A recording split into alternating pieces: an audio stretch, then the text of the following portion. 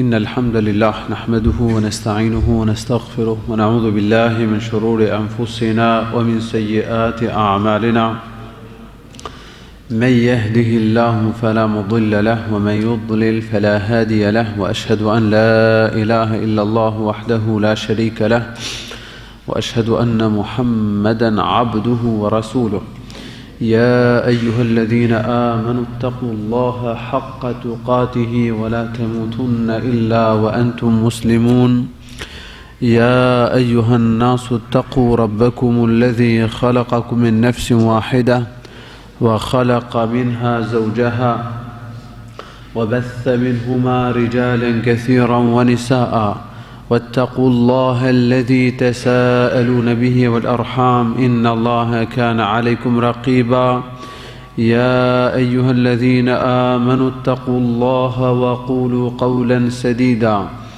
يصلح لكم أعمالكم ويغفر لكم ذنوبكم ومن يطع الله ورسوله فقد فاز فوزا عظيما أما بعد فإن خير الحديث كتاب الله وخير الهدي هدي محمد صلى الله عليه وسلم وشر الأمور محدثاتها وكل محدثة بدعة وكل بدعة ضلالة وكل ضلالة في النار. Të dashur vëllezër, sonte inshallah taala do të flas për astrologjinë dhe gjykimin e kërkimit të rreshjeve të shiut nëpërmjet yjeve apo cikleve të hënës.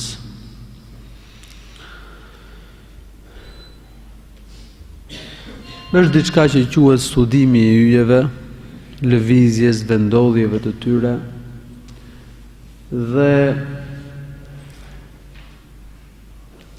astrologjia, besimi se yjet kanë ndikim në ngjarjet që ndodhin në tokë.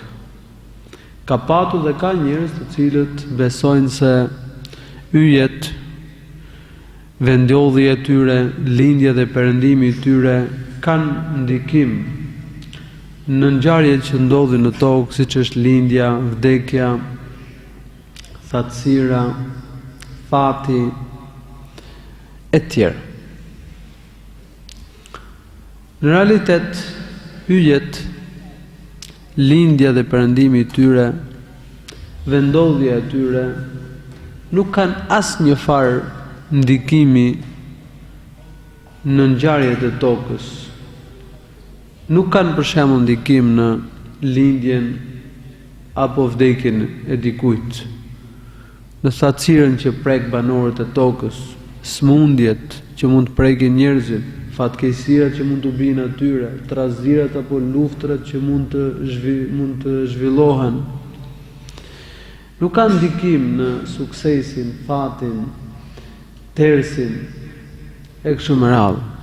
Besimet kota këto, të cilat i besonin njerëzit, i kishin njerëzit në kohën e xahiliyetit para se të dërgohej Muhamedi sallallahu alaihi wasallam, dhe edhe sot e kësaj dite ka njerëz të cilët kanë dhe shfaqin besime të tilla. Madje në kohën tonë ky lloj besimi përhapet edhe përmes televizorit, nëpërmjet asaj që quhet horoskopi apo ndjekja e horoskopit, leximi i horoskopit nëpërmjet gazetave, revistave e kështu me radhë. Ndaj muslimani duhet që të bëjë kujdes të ruhet, por edhe të paralajmërojë njerëzit të ruhen prej besimeve të tilla.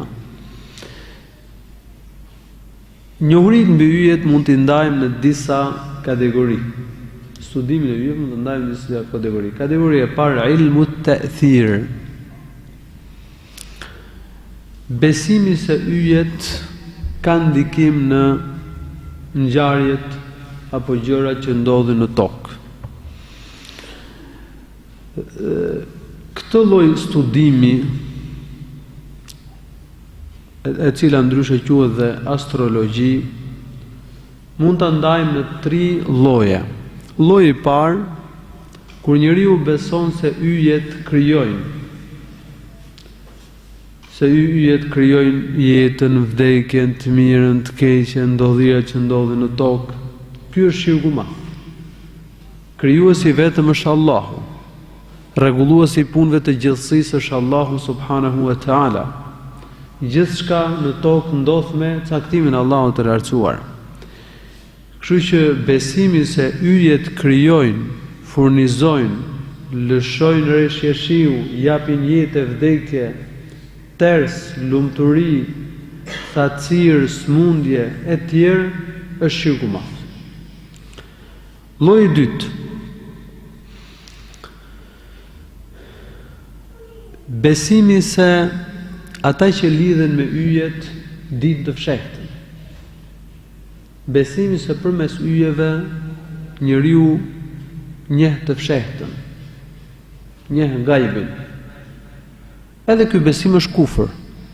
Nuk mund të njihet e fshehta, nuk mund të njihet gajbi, nuk mund të dallohet e ardhmja, nuk mund të njihet fati i njeriut nëpërmjet yjeve. Të fshehtën gajbin e di vetëm Allahu subhanahu wa ta'ala. Allahu thot në Kur'an: "Qul la ya'lamu man fi s-samawati wa man fi l-ardi l-ghayba illa Allah." Thuaj, askush në qej dhe në tokë nuk e di gajbin të fshehtën përveç Allahu subhanahu wa ta'ala. Lloji i tretë, besimi se yjet janë shkak për ngjarjet që ndodhin në tokë, për lindjen, vdekjen, thatësirën, smundjet, fatin e mirë, tersin, luftrat, trazirat e kështu me radhë. Ky besim është shirku vogël, sepse me një besim të tillë njeriu beson si shkak diçka që nuk është e tillë. Sheriati, feja nuk e ka bërë të tillë. Allahu i lartësuar yjet nuk i ka bërë shkak për ngjarjet, ndodhirat që ndodhin në tokë. Kështu që lidhja e këtyre ngjarjeve me yjet, qoftë edhe duke i besuar yjet thjesht si shkaqe, është shirku vogël. Kush beson si shkak diçka që Allahu nuk e ka vënë shkak, se ka bërë shkak, domethënë nuk është ligjësi për ligjësive të caktuara nga Allahu i lartësuar në gjallësi dhe të vëna nga Allahu në gjallësi, dhe gjithashtu nuk është një shkak fetar. Kush beson si shkak diçka që as sipas ligjeve të vendosura nga Allahu në gjallësi esbab kaunia nuk është shkak, dhe as sipas fesë, argumenteve të fesë nuk është shkak, ai ka bërë shirk të vogël. Tham pra që si në llojin e tretë përfshihen ata të cilët besojnë se yjet janë shkak për ngjarjet që ndodhin në tokë, po jo se ngjarjet në tokë i krijojnë vetë yjet. Kur njeriu beson se yjet janë thjesht shkak, ky është shirku vogël. Atëherë këtu dhe i këtu sqaruam astrologjin, studimin e yjeve, njohurit mbi yjet, duke besuar se yjet kanë ndikim në çfarë ndodh në tokë. Dhe thamë që kjo është ndaluar, kjo bie ndesh me fenë, me besimin e saktë, me Teuhidin. Sqaruam që në llojin e parë është shirku i madh, është shirk në rububie, në llojin e dytë është shirku i madh, është shirk në atributet e Allahut, sepse astrologu pretendon që di të fshehtën, di ghaibin, ndërkohë që ghaibin të fshehtën e di vetëm Allahu, dhe pretendimi që dikush tjetër veç Allahut të lartësuar di ghaibin, di të fshehtën, është kufri i madh. Lloji i tretë është shirku vogël, kur njeriu beson se yjet janë thjesht shkak për ngjarjet që ndodhin në tokë, por jo se ato i krijojnë vetë ngjarjet. Duke qenë se njerëz të tillë besojnë si shkaqe ato gjëra të cilat sheriati nuk i ka bërë shkak, apo Allahu i lartësuar nuk i ka vendosur si ligjësi për ngjarjet që ndodhin në tokë, ky konsiderohet shirk i vogël. Lloji i dytë i studimit të yjeve quhet ilmu et-tesir në gjuhën arabe. Njohurit mbi lindjen, perëndimin, vendodhjen e yjeve. Kjo ndahet në dy lloje. Të njohësh yjet, lindjen dhe perëndimin e tyre për të orientuar në çështje të cilat të nevojiten fetarisht. Pra njohuri mbi yjet me dobi fetare. Për shembull, përmes yjeve mund gjejmë anën e kibles. Dikush i ndodhur në një vend ku nuk e di drejtimin e kibles, gjatë natës, kur lind filan yll, kupton që është për shembull 1/3 e natës, 1/3 e fundit e natës apo gjysma e natës, dhe kur lind ky yll, domethënë po si nëpërmjet atij ylli mund gjesh drejtimin e kibles. Ose për shembull e di që kibla është ndërmjet jugut në Shqipëri, në juglindje është kibla. Kur del ylli polar, e kupton se nga bi drejtimi veriut, gjen jugun, edhe drejtohet diçka, domethënë ndërmjet lindjes dhe jugut dhe gjen kiblën. Me shfrytzuar njohurit mbi yjet, domethënë me ditë se kush është ylli polar një dhe ku e ka vendin ylli polar në qiell, me këtë qëllim, për të kuptuar drejtimin e kibles, nuk ka gjë. E dyta, njohurit mbi yjet me dobi për gjëra të kësaj bote. Për shembull, me njohur yjet për të orientuar në det dhe në tokë. Edhe kjo nuk ka gjë. Këtu mund përfshihen dy lloje. Dobi domethënë që kemi që për shkak të cilave njerëzit studiojnë yjet, mund të jenë dy llojesh. Lloji i parë, të studiohen yjet, vendodhje atyre, lindje dhe perëndimi i tyre për të orientuar në det dhe në tokë. Këtë Allahu Lutur e ka përmendur si një nga mirësitë që u ka bërë robërve të tij. Yjet, siç do të përmendem edhe më pas inshallah taala, janë krijuar për 3 arsye, me 3 funksione: zbukurues për qiellin, gjuajtës ndaj shejtanëve dhe shenja orientuese. E dyta, të shfrytëzohet njohurit mbi yjet apo lindja dhe perëndimi i yjeve për të njohur stinët. Kur del filon yll, fillon stina e dimrit për shembull. Kur del filon yll, fillon stina e pranverës.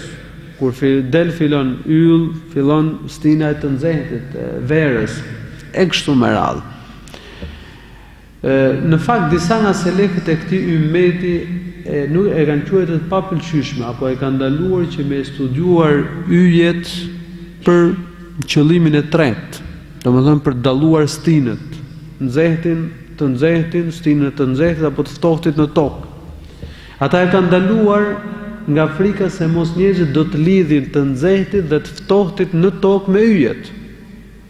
Nësa disa dietarë tjerë si Imam Ahmedi dhe Ishaq ibn Rahawayh e kanë lejuar të mësosh domethënë vendodhjen e yjeve, lindjen dhe perëndimin e tyre me qëllim që të njohur stinët, kohën kur hyn stina e dimrit, e të ftohtit, kur hyn stina e verës, e vapës, e kështu me radhë.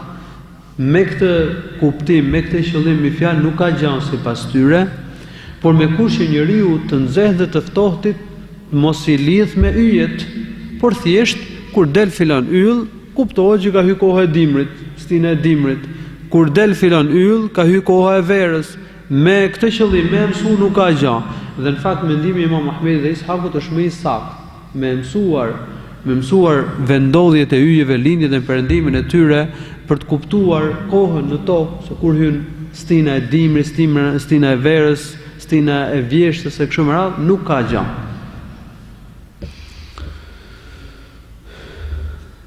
Buhariu shënon në sahihun e tij se Qatada ka thënë, Qatada është njëri nga tabi'inët, ka thënë khalaqa Allahu hadhihi an-nujum li thalath, zinatan lis-sama wa rujuman lish-shayatin wa alamatin yuhtada biha. Allahu i lartësuar yjet i ka krijuar për 3 arsye: si zbukurues për qiellin, si gjuajtës ndaj shejtanëve dhe si shenja orientuese. Faman ta'awwala fiha ghayra dhalika faqad akhta'a wa ada'a nasibahu wa takallafa ma la ilma lahu bih. Pastaj vijon Qatada dhe thot: kush u jep yjeve funksione të tjera veç këtyre që u përmenden, ai ka gabuar. E ka quar jetën kot, duke u marrë me gjërat pa dobishme dhe është thirrë se di diçka që në fakt nuk e di. Allahu subhanahu wa ta'ala, si që përmendi, ka krijuar yjet për 3 arsye. E para, si zbukurues për qiellin. Allahu i lartësuar thot në Kur'an: "Wa laqad zayyana as-samaa'a ad-dunya bimasabiha." Ne e kemi zbukuruar qiellin e dynjas me dritat, domethënë me yjet. Kur përmenden yjet, këtu hyjnë edhe planetet. Se planetet po ti shohësh në qiellin e pastër, duken yje, po kanë ndriçim më të fortë. Duken yje, por kanë ndriçim më të fortë. Allahu i lartësuar me yjet e ka zbukuruar qiellin. Po të dalësh në një natë të kthjellët, pa re, dhe të hedhësh vështrimin nga qielli, me të vërtetë është madhështi, është bukurie e madhe. Allahu i lartësuar ka zbukuruar me dritat, e ka zbukuruar me yjet qiellin. Por a do të thotë kjo se yjet janë të ngulura në qiell, domethënë se janë vend në qiell, janë vendosur brenda qiellit? Nuk është ky kuptimi. Allahu i lartësuar ka zbukuruar qiellin me yjet, por kjo nuk do të thotë që yjet nuk lëvizin. Dielli dhe hëna qarkullojnë, lëvizin, rrotullohen në orbitën e tyre, edhe yjet lëvizin në orbitat e tyre, e megjithatë, ato shërbejnë si zbukurues për qiellin. Kjo është madhështia e krijimit. Kjo është mrekullia e krijimit. Kështu i ka krijuar, kështu i ka dhënë, kështu i ka bërë Allahu subhanahu wa taala. Kështu që kur njeriu shikon yjet, shikon qiellin, mendon mbi bukurinë që ka krijuar Zoti, mbi mrekullinë e krijimit, i shtohet besimi tek Allahu, tek fuqia e Zotit, tek madhëria e Allahut të lartësuar, ai që ka krijuar krijesat e mëdha, krijesat e bukura, krijesat e larta, padyshim është më i fuqishmi, më i madhi, më i bukuri dhe më i larti subhanahu wa taala. E dyta, yjet janë krijuar dhe si gjuajtës ndaj shejtanëve. Me yjet Allahu i lartësuar Allahu i lartësuar i dërgon si gjuajtës ndaj shejtanëve që përpiqen të dëgjojnë vjedhurazi lajmet e të fshehtës apo të shpalljes që Allahu i lartësuar u përcjell me lajkeve. Melekët marrin urdhrat, vendimet nga Allahu subhanahu wa taala, dhe kur do dërgohej Muhamedi sallallahu alaihi wasallam, Gjibrili alayhi wasallam do merrte shpalljen dhe doja dërgonte Muhamedi sallallahu alaihi wasallam. Po kishte edhe me lajket të cilët ka zbritur me gjëra të ndryshme nga Allahu për tek Muhamedi sallallahu alaihi wasallam. Kur'anin të gjithë e ka sjellë Gjibrili tek Muhamedi alayhi wasallam. Po ka çështje të tjera, të cilat janë pjesë e shpalljes, që i kanë sjellë melek të tjerë. Për shembull, 2 ajetet e fundit të surës Al-Baqara, domethënë një lajm mbi 2 ajetet e fundit të surës Baqara ka sjellë një melek, i cili zbriti engas nga qielli, u hap një derë e qiellit, zbriti ky melek që s'kishte zbritur herë tjetër, ajo portë u hap për herë të parë, edhe i dha të myshdën. Pastaj Muhamedi sallallahu alaihi wasallam merr lajmin e gëzueshëm për 2 drita që i ka dhënë Allahu, Fatihatul Kitab dhe 2 ajetet e fundit të surës Baqara. Çdo lutje që bën kur lexon këto dyja, për surën Fatiha dhe ajetet e fundit të surës Baqara, Allahu lehtësuar ta pranon. Ky është kuptimi i hadithit profetit sallallahu alaihi wasallam. Si pjesë të Kuranit to i ka sjellë Gjibrili alayhi wasallam ke Muhamedi sallallahu alaihi wasallam. Po këtë myshde, këtë lajm mbi vlerën dhe mirësinë e surës Fatiha, të përmendur në këtë hadith, dhe ajeteve të fundit të surës Al-Baqara, e ka sjellë ky melek që ka zbritur, ka stile për këtë çështje ke Muhamedi sallallahu alaihi wasallam. E rëndësishme ka gjëra shpallje që i kanë sjellë edhe disa melek të tjerë. Kështu që me lajket sjellin nga Allahu i lartësuar vendimet dhe urdhrat, dhe vënë zbatim vendimet dhe urdhrat e Allahu subhanahu wa taala në tokë. Shejtanët kishin pozicione pranë nën qiellin e dynjas dhe përpiqeshin që të dëgjonin vjedhurazi lajmet e qiellit. Para se të dërgohej Muhamedi sallallahu alaihi wasallam, shejtanët e kishin më të lehtë që të dëgjonin lajmet e qiellit, domethënë lajmet, vendimet dhe urdhrat e Zotit që melekët ja përcjellin njëri tjetrit dhe i sillin në tokë. Atëherë kanë patur më të lehtë. ruhej qielli në fakt, por me dërgimin e Muhamedit sallallahu alaihi wasallam qielli u mbush me roje. Në gjitha skajet e qiellit i rrethuan rojet. Dhe ruajtja e qiellit u forcua. Për shejtanët u bë më vështirë që të dëgjonin vjedhurazi, lajmet që melekët ja përcjellin njëri tjetrit. Po dikush këtu mund bëj pyetje. Përse shejtanët hipin njërin mbi tjetrin dhe zinin pozicione në qiellin e dynjas për të dëgjuar lajmet për melekëve? Përgjigjja është se shejtanët dëgjonin lajmet, ja përcjellin njëri tjetrin, ja çonin fallxhorit, magjistarit apo astrologut, dhe këta pastaj i shtojnë dhe ca gënjeshtra dhe i përhapin tek njerëzit. E njerëzit pastaj u besojnë fallxhorëve, astrologëve dhe magjistarëve për shkak të asaj fjale që shejtanët e kanë dëgjuar vjedhurazi nga melekët. Para se dërgoi profeti sallallahu alaihi wasallam e kishin më të lehtë. Ruajtja e qiellit ishte më e pakët. Me dërgimin e profetit, dhe Zoti e bori me urtësi në mënyrë që të mos përzihet shpallja me lajmet e rrejshme të shejtanëve. Se sikur të kishin mundësi shejtan me dëgjuar shpalljen apo me dëgjuar lajmet që melekët po i përcjellin njëri tjetrit kur u dërgua Muhamedi sallallahu alaihi wasallam, do atonin fallxhorëve.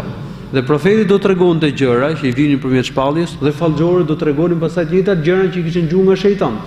Edhe do ngatroheshin njerëzit, do përziheshin. Allahu lartësuar e mbylli këtë portë. E forcoi ruajtjen e qiellit në mënyrë që shejtanët ta kishin teje të vështirë të dëgjonin lajmet vjedhurazi nga qielli për melekëve. Dhe çfarë ndodhi në fakt? Atëherë, domethënë që të kuptojmë fazat, para se dërgohej profeti, e kishin më të lehtë shejtan dhe dëgjonin më shumë lajmet prej melekëve, zinin vend qiell dhe dëgjonin më shumë. Me dërgimin e profetit u forcua ruajtja e qiellit, siç tregojnë dhe ajetet e surës El-Gjin, që do t'i përmend pak më pas inshallah taala. U shtuan rojet, u rrethuan skajet e qiellit me roje, shejtanët e kishin shumë të vështirë që dëgjonin. Dhe u rrallua shumë dëgjimi i lajmeve vjedhurazi nga melekët, domethënë shejtanët e kishin shumë të vështirë që dëgjonin nga melekët pas dërgimit Muhamedit sallallahu alaihi wasallam. Abdullah ibn Abbas radhiyallahu anhu tregon. Thot profeti sallallahu alaihi wasallam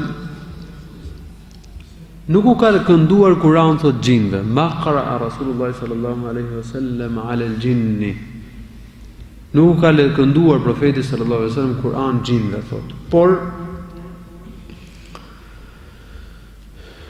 kur u dërgua profeti sallallahu alaihi wasallam,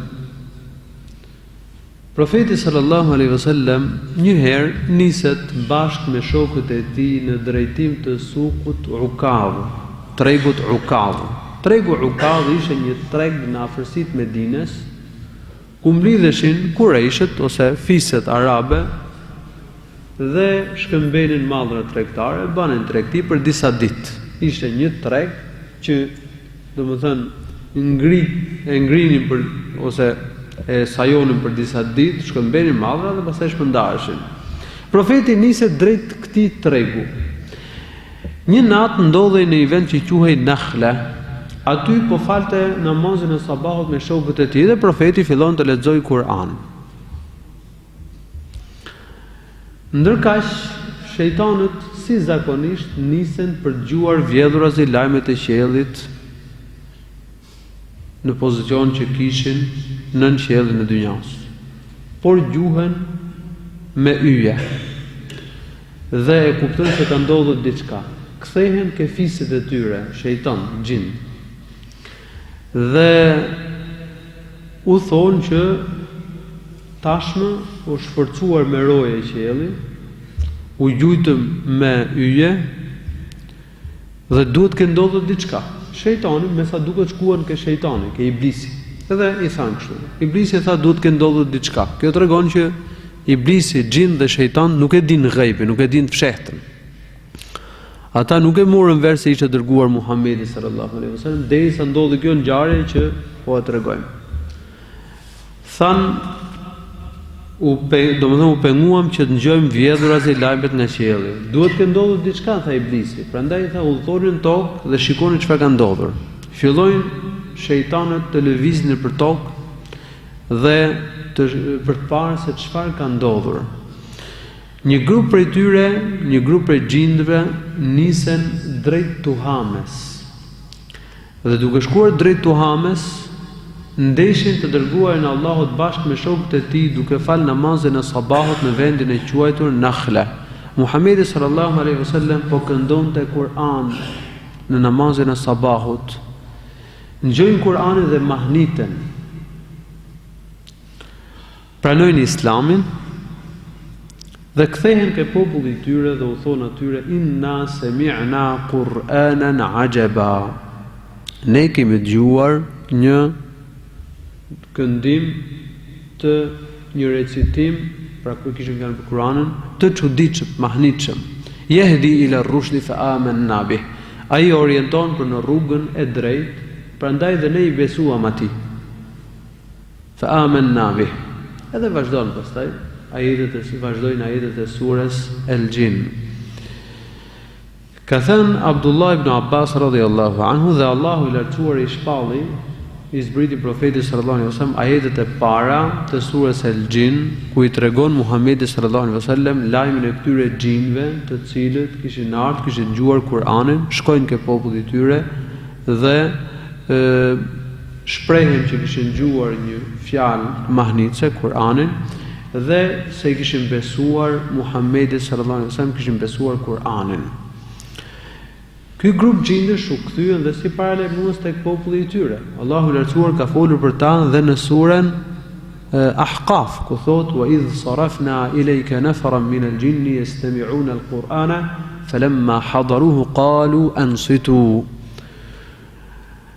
Allahu i lartësuar thot ne nisëm drejtej një grup prej xhinëve të dëgjonin Kur'anin. Kur morën pjesë tek ti i tha njëri tjetër dëgjoni me vëmendje. Kur mbaroi profeti namazin, mbaroi leximin, wallau ila qaumihim mundhirin, u kthyen tek populli i tyre për t'i paralajmëruar. Dhe u bën thirrje fisëve të tyre, u bën thirrje xhinëve që të pranonin Islamin, të besonin Kur'anin, të pasonin Muhammedin sallallahu alaihi wasallam. Atëherë pra nga tregimi mësuam se para se dërgohej Muhamedi sallallahu alaihi wasallam gjindët e kishin më të lehtë që të dëgjonin vjedhurazi lajmet e qiellit. Me dërgimin e profetit sallallahu alaihi wasallam u forcua ruajtja e qiellit, u mbush qielli me roje dhe e kishin shumë më të vështirë. Dhe kjo u bë shkak që gjindët të shërtisin të udhtojnë në tokë për të marrë vesh se çfarë ka ndodhur. E kupton një grup prej tyre se ishte dërguar Muhamedi alayhi salatu wasalam, dëgjojnë Kur'anin për profetin sallallahu alaihi wasallam, pranojnë Islamin dhe kthehen si paralajmërues tek fisi i tyre. Këtë ngjarje e ka treguar Abdullah ibn Abbas dhe gjithashtu ka përmendur se Allahu i lartësuar ka zbritur profetit sallallahu alaihi wasallam disa ajete të Kur'anit në fillimin e surës Jin, të cilat bëjnë fjalë për atë grup gjindësh që dëgjuan Kur'anin, besuan dhe u kthyen si paralajmërues pastaj tek fisi i tyre si thirrës në Islam. Allahu i lartësuar gjithashtu thot në Kur'an në surën El-Jin wa anna lamasna as-samaa fawajadnaha muli'at harasan shadidan wa shuhuba. Ne thot hulumtuam qiellin, por për të zënë pozicionet e tyre të zakonshme, flasin gjindët, me fjalë siç tregon Allahu, për të zënë pozicionet e tyre të zakonshme dhe për të dëgjuar vjedhurazi lajmet që me lajket i përcjellin njëri tjetrit. Por thot ne e gjetëm qiellin të mbushur me roje dhe me yje të cilët ishin në pusi për gjuajtjen e atyre që do të tentonin apo do të përpiqeshin të dëgjonin vjedhurazi lajmet e qiellit. فوجدناها ملئت حرسا شديدا وشهبا وأنا كنا نقعد منها مقاعد للسمع.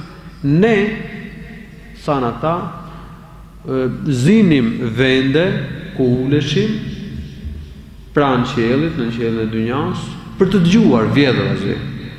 فمن يستمع الآن يجد له شهابا رصدا.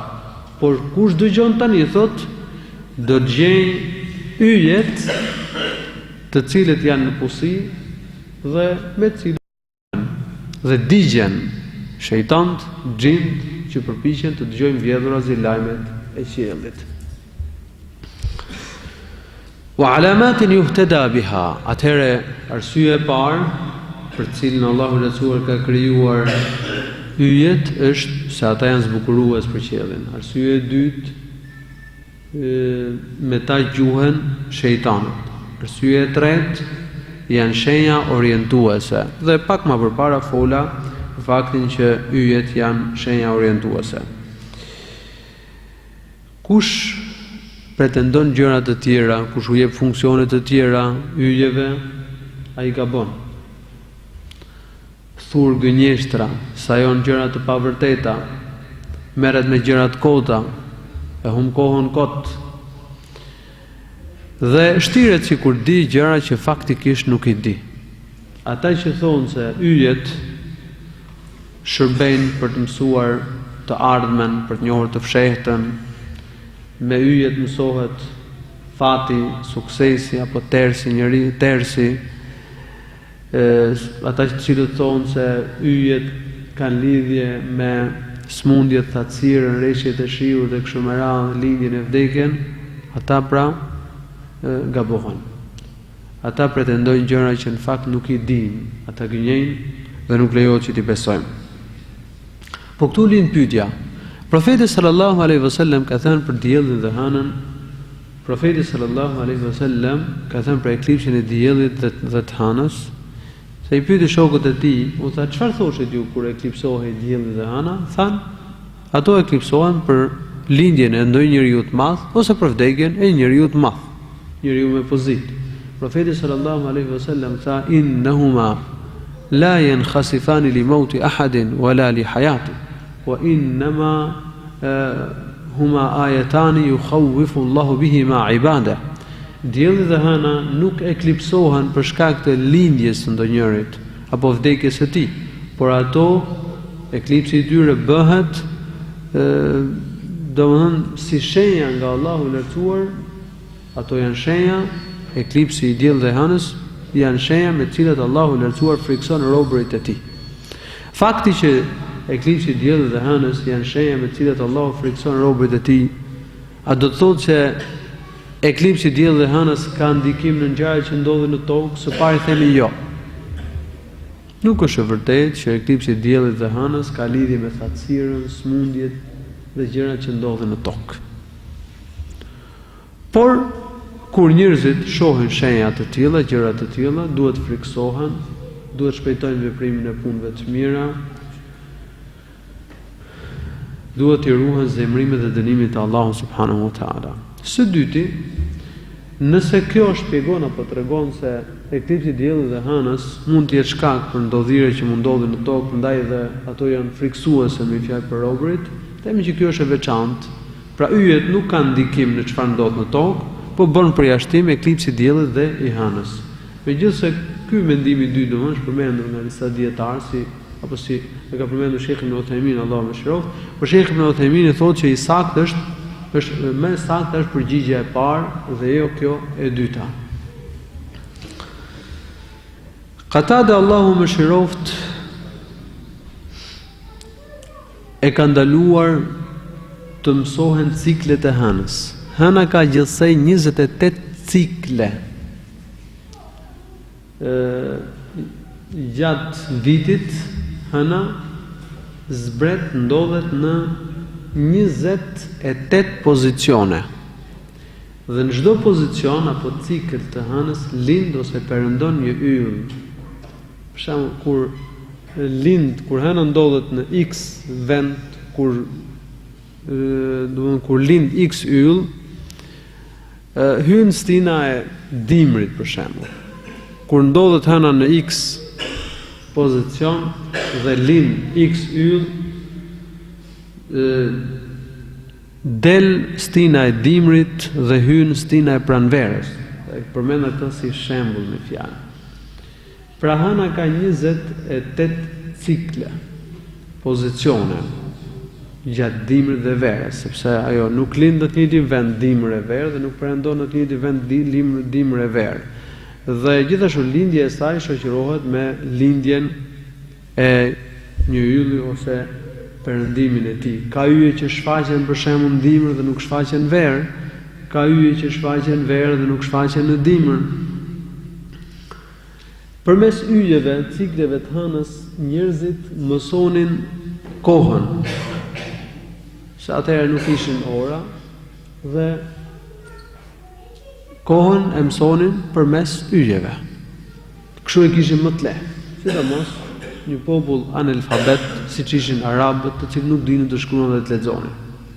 Po këtu lind pyetja, a lejohet të mësohen ciklet e hënës, vendet e lindjes dhe perëndimit të yjeve për të njohur kohën, stinët?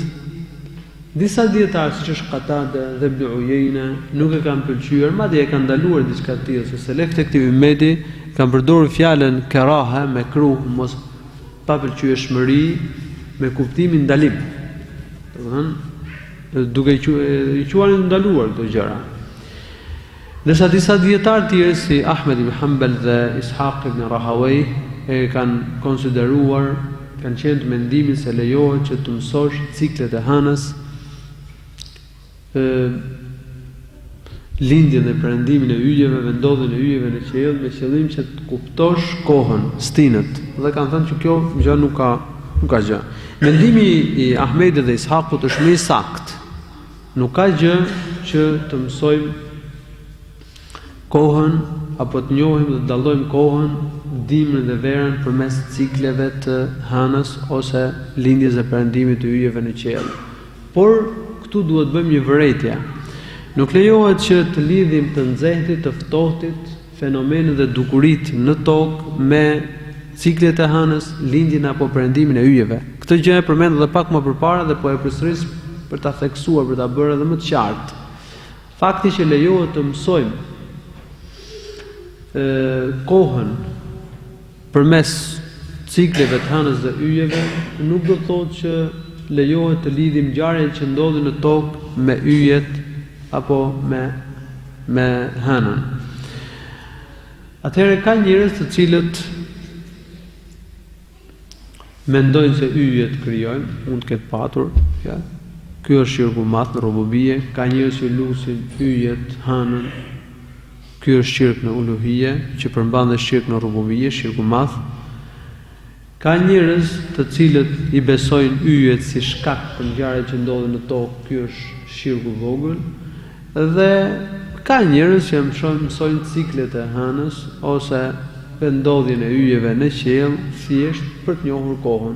Kjo nuk ka gjë. Dhe nuk presh punë.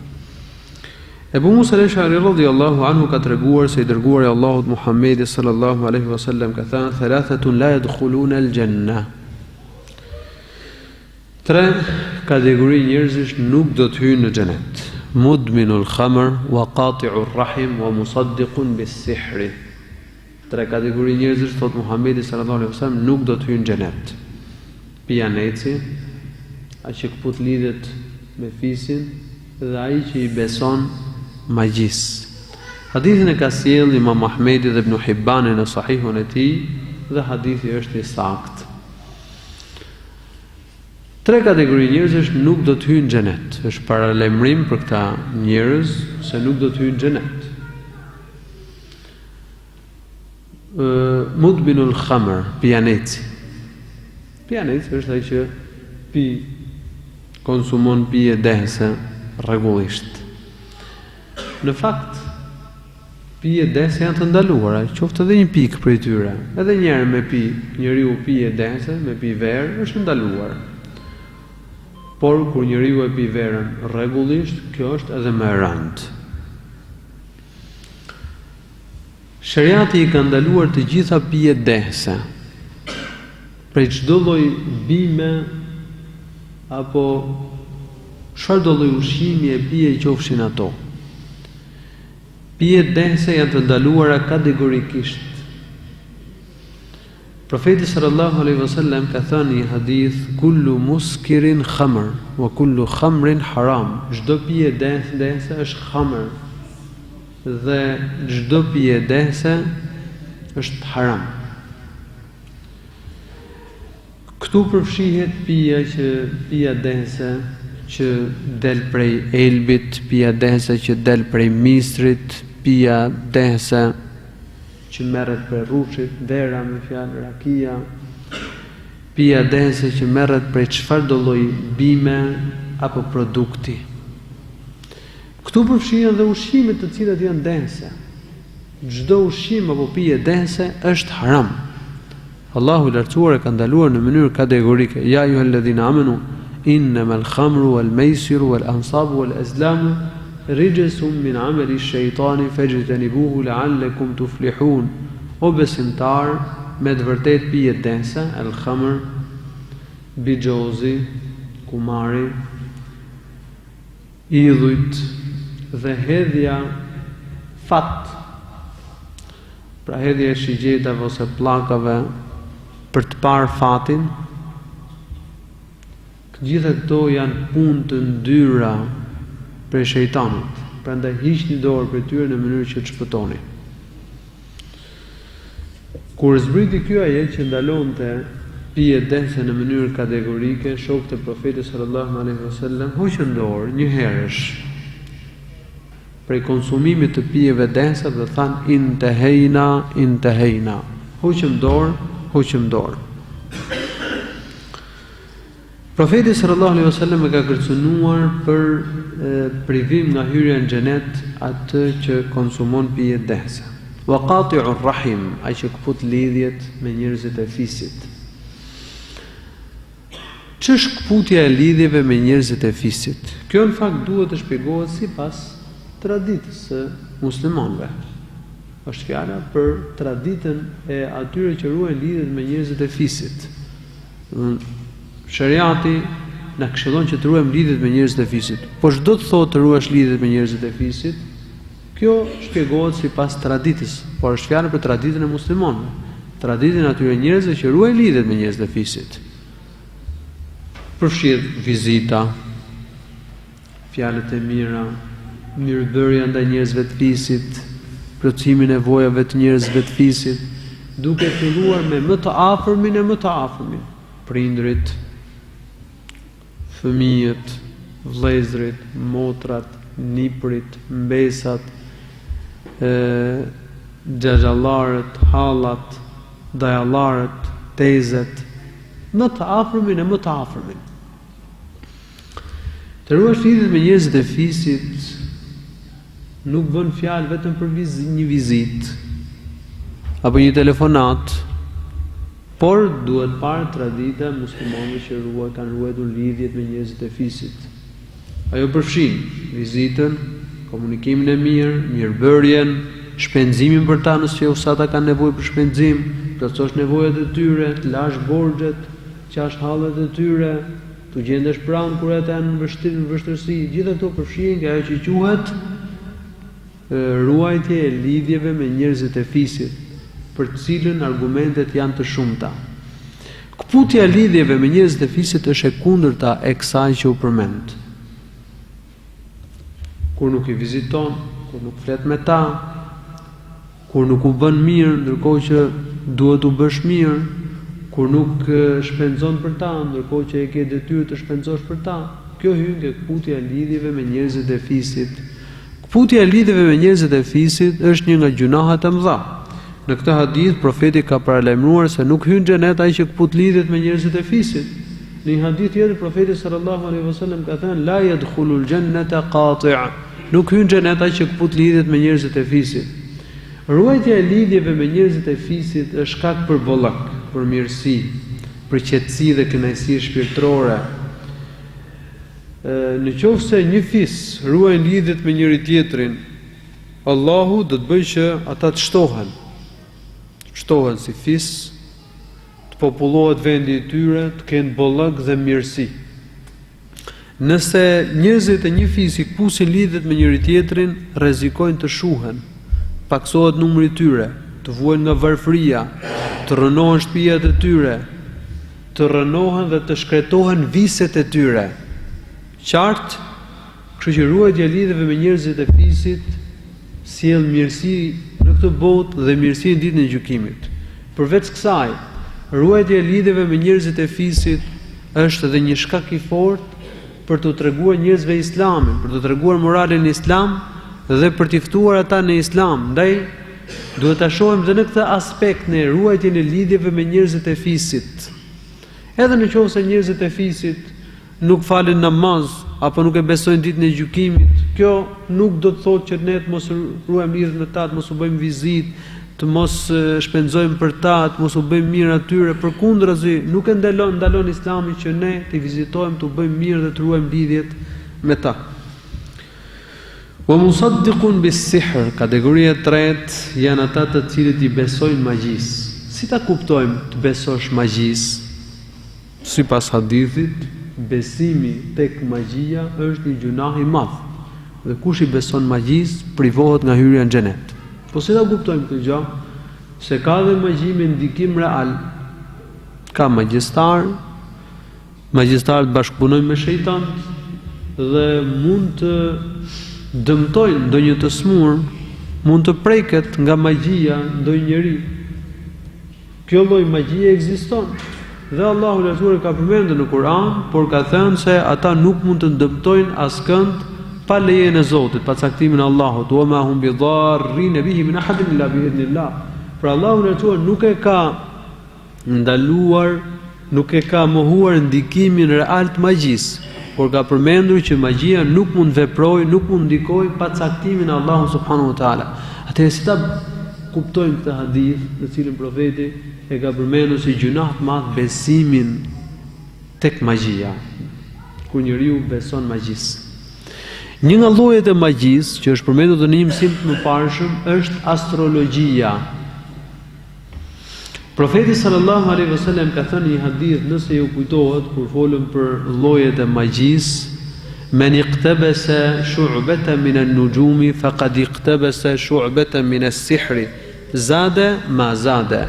Kush mëson një deg apo një deg prej degëve të yjeve, pra kush mëson astrologjinë, ai ka mësuar një deg prej degëve të magjisë.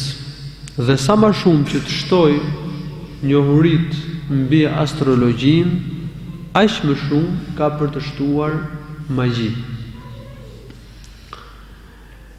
Magjia është diçka që, domethënë, diçka shkaku i cilës është i holl, është i pakapshëm. Dhe ata të cilët pretendojnë se mësojnë të fshehtën përmes yjeve, astrologët, e lidhin njohuritë e tyre me një gjë të fshehtë, një gjë të pakapshme që njerëzit përgjithësi nuk e kapin, dhe me një gjë që në fakt është e pavërtetë, sepse nuk ka lidhje mes yjeve dhe ngjarjeve që do të ndodhin në të ardhmen, nuk ka lidhje ndërmjet yjeve dhe ngjarjeve që ndodhin në tokë. Me këtë kuptim, astrologjia është konsideruar një nga llojet e magjisë.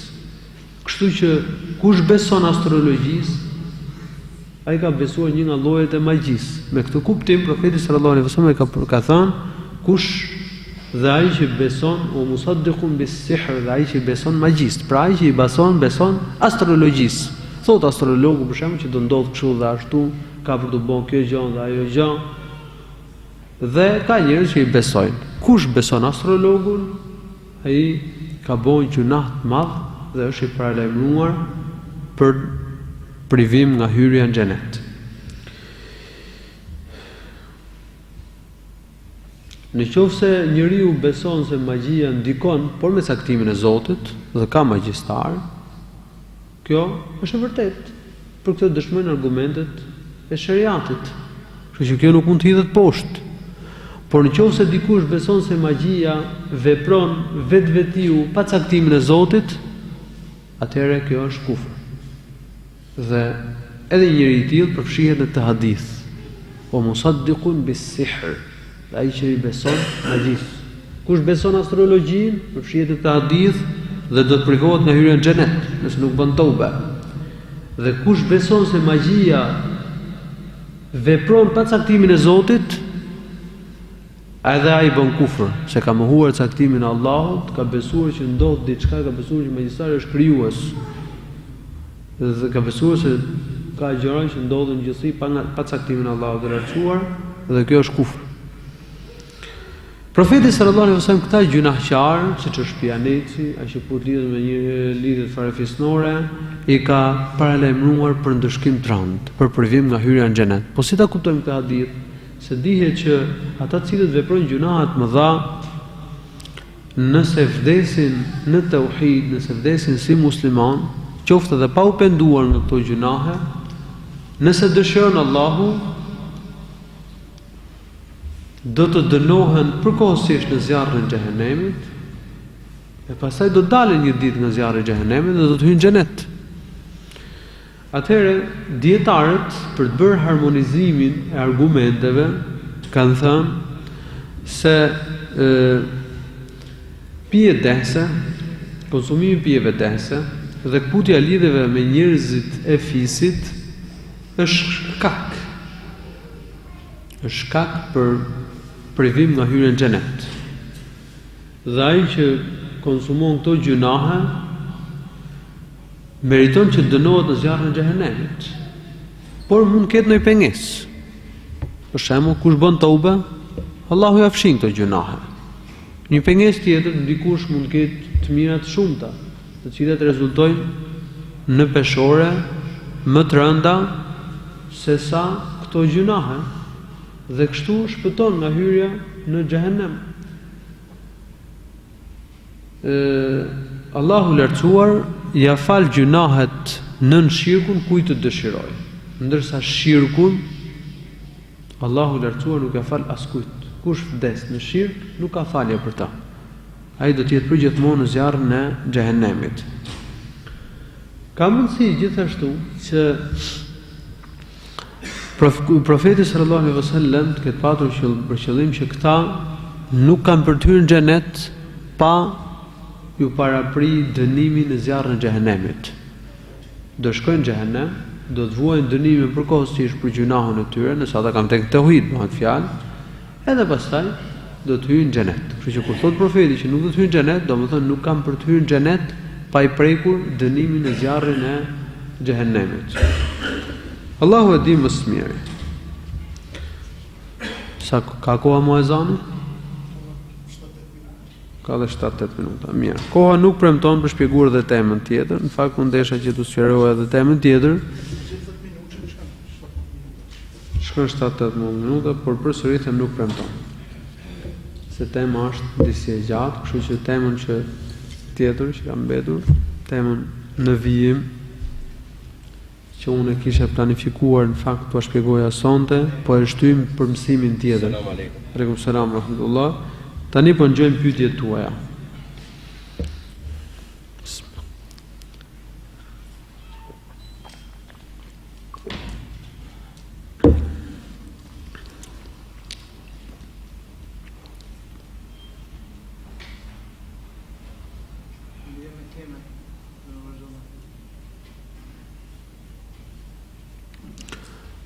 A është më mirë që ora e mësimit të jetë pak më shkurtër dhe pjesa tjetër bisedës të jetë në formë bashkëbisedimi, Allahu i ruajt.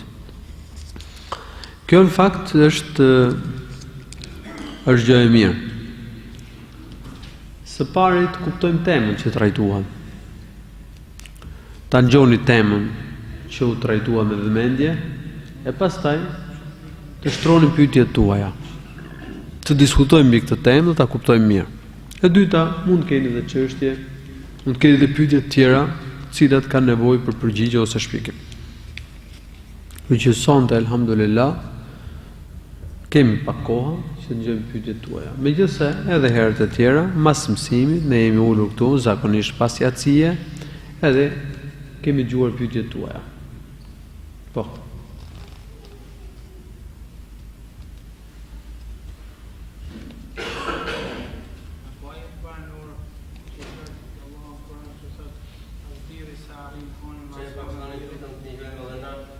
Po.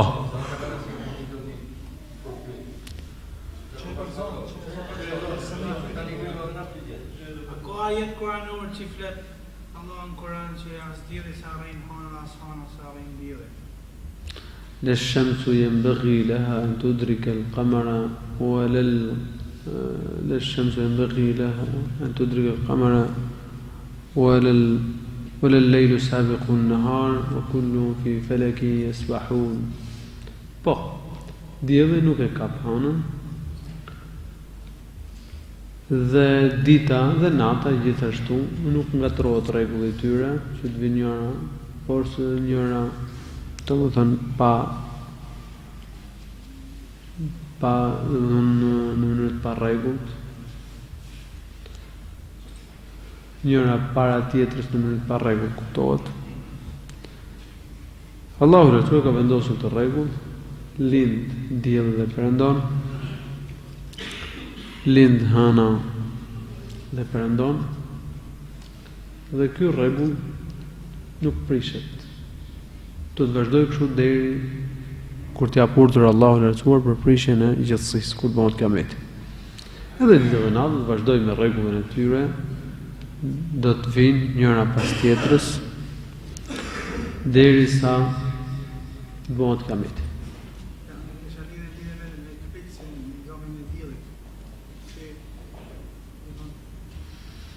Po ajo është çështje tjetër. Ajo nuk do të thotë që është prishur rregulli i ditës dhe i natës, apo rregulli i qarkullimit i rrotullimit të diellit dhe të hënës. Ato vazhdojnë. Dhe eklipsi i diellit dhe i hënës në fakt janë pjesë e atij rregulli. Janë pjesë e atij rregulli. Kur ndodhet hëna ndërmjet diellit dhe tokës, bëhet eklipsi i diellit. Dhe kur ndodhet toka ndërmjet hënës dhe diellit, bëhet eklipsi i hënës. Sepse dihet që hëna reflekton dritën e diellit. Dhe kur rrezet e diellit ja zë toka, është një pozicion, do të ndodhet në vit të drejtë. Toka, dielli dhe hëna, por toka ndodhet ndërmjet diellit dhe hënës. Në këtë vit të drejtë që zakonisht i bie kur hëna është 15. Eklipsi i hënës, sipas llogaritjeve dhe sipas kushteve të zakonshme, ndodh vetëm kur hëna është 15. Qartë? Ndërsa eklipsi i diellit bëhet kur hëna nuk duket. Qartë? Domethënë në fund të muajit hënor, ose në fillim të muajit të ardhshëm hënor. Po.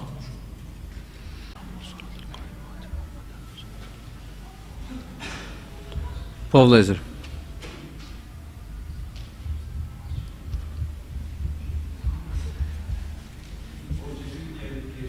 Po.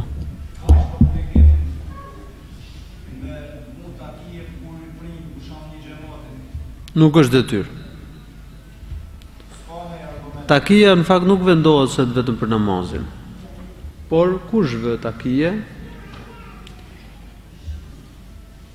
kush mbulon kokën, e mbulon edhe jashtë namazit, edhe në namaz.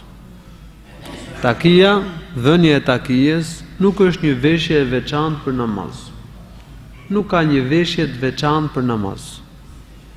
Muslimani, si jashtë namazit, edhe brenda namazit, edhe kur fal namaz, duhet që të kesh veshje të rregullt. Detyrë është mbulimi i auretit, të mbulosh nga kërthiza deri tek gjunjët. Kjo është detyrë namaz. Për burrat flasim. Dhe kush ka rrobë për të mbuluar dhe supet, e ka detyrë që të mbulojë dhe pjesën e sipërme të trupit, domethënë të hedh rrobë edhe mbi supet. Rrobë mbi supet, mbulojë kështu shpinën edhe kraharorin.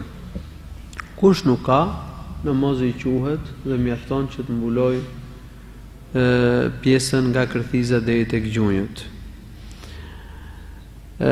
Por mbulimi i kokës është një punë e pëlqyeshme. Se profeti sallallahu alaihi wasallam dhe shokët e tij e kanë mbuluar kokën dhe nuk rrinin me kokën zbuluar. Nuk ka ndonjë hadith të saktë që nxit për të mbuluar kokën. S'ka. Por ama është fakt përmendet në për hadithe që profeti dhe shokët e tij e mbulonin kokën me çallë e tjerë. Dhe ata kanë qenë vetëse me kokë të mbuluar. Dhe këtë tradit mirë, këtë sunet, e kanë trashëguar muslimanët brez pas brezi. Dhe ne kemi gjetë të parët këtu në vendin tonë, muslimanët e vendit, me takije, me kësul, mbulonin kokat e tyre. Dhe armiku i Islamit në Turqi i detyroi muslimanët që të hiqnin çallmat dhe kësulat dhe të vendosin një veshje, domethënë një kapele karakteristike me stren.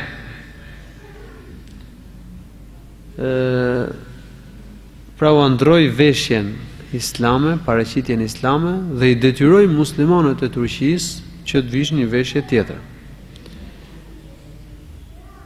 Por në fakt muslimanët e vendit e mbulonin gjithë, domethënë, të ri dhe pleq, po sidomos njerëzit e moshuar e mbulonin kokën. Dhe sot vrehen pleqt në Shqipëri me kokën të mbuluar. Pra kjo është një traditë që ne në fakt në vendin tonë e kemi trashëguar. Nga muslimanët e këtij vendi nga mbuluar. Ndaj këshillohet muslimanin që të mbuloj kokën. Por nuk është detyrë. Sa as nuk është një nga rregullat e namazit.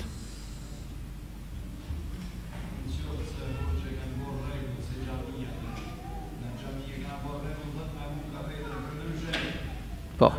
Nëse ka problem dhe s'të kupton xhamati, atëherë vjen e kapel atë takijen. Po, që mos ndodh problem. Se nuk po bën një punë të ndaluar, as një bidat. Kështu që nëse është kështu, me e vanë që të mos bëhet problem.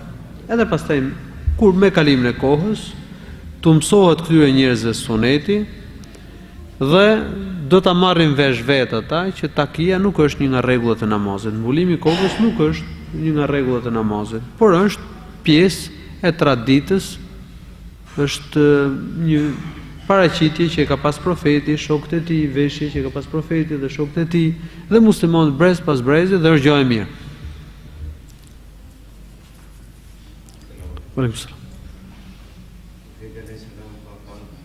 Sallallahu alaihi wasallam.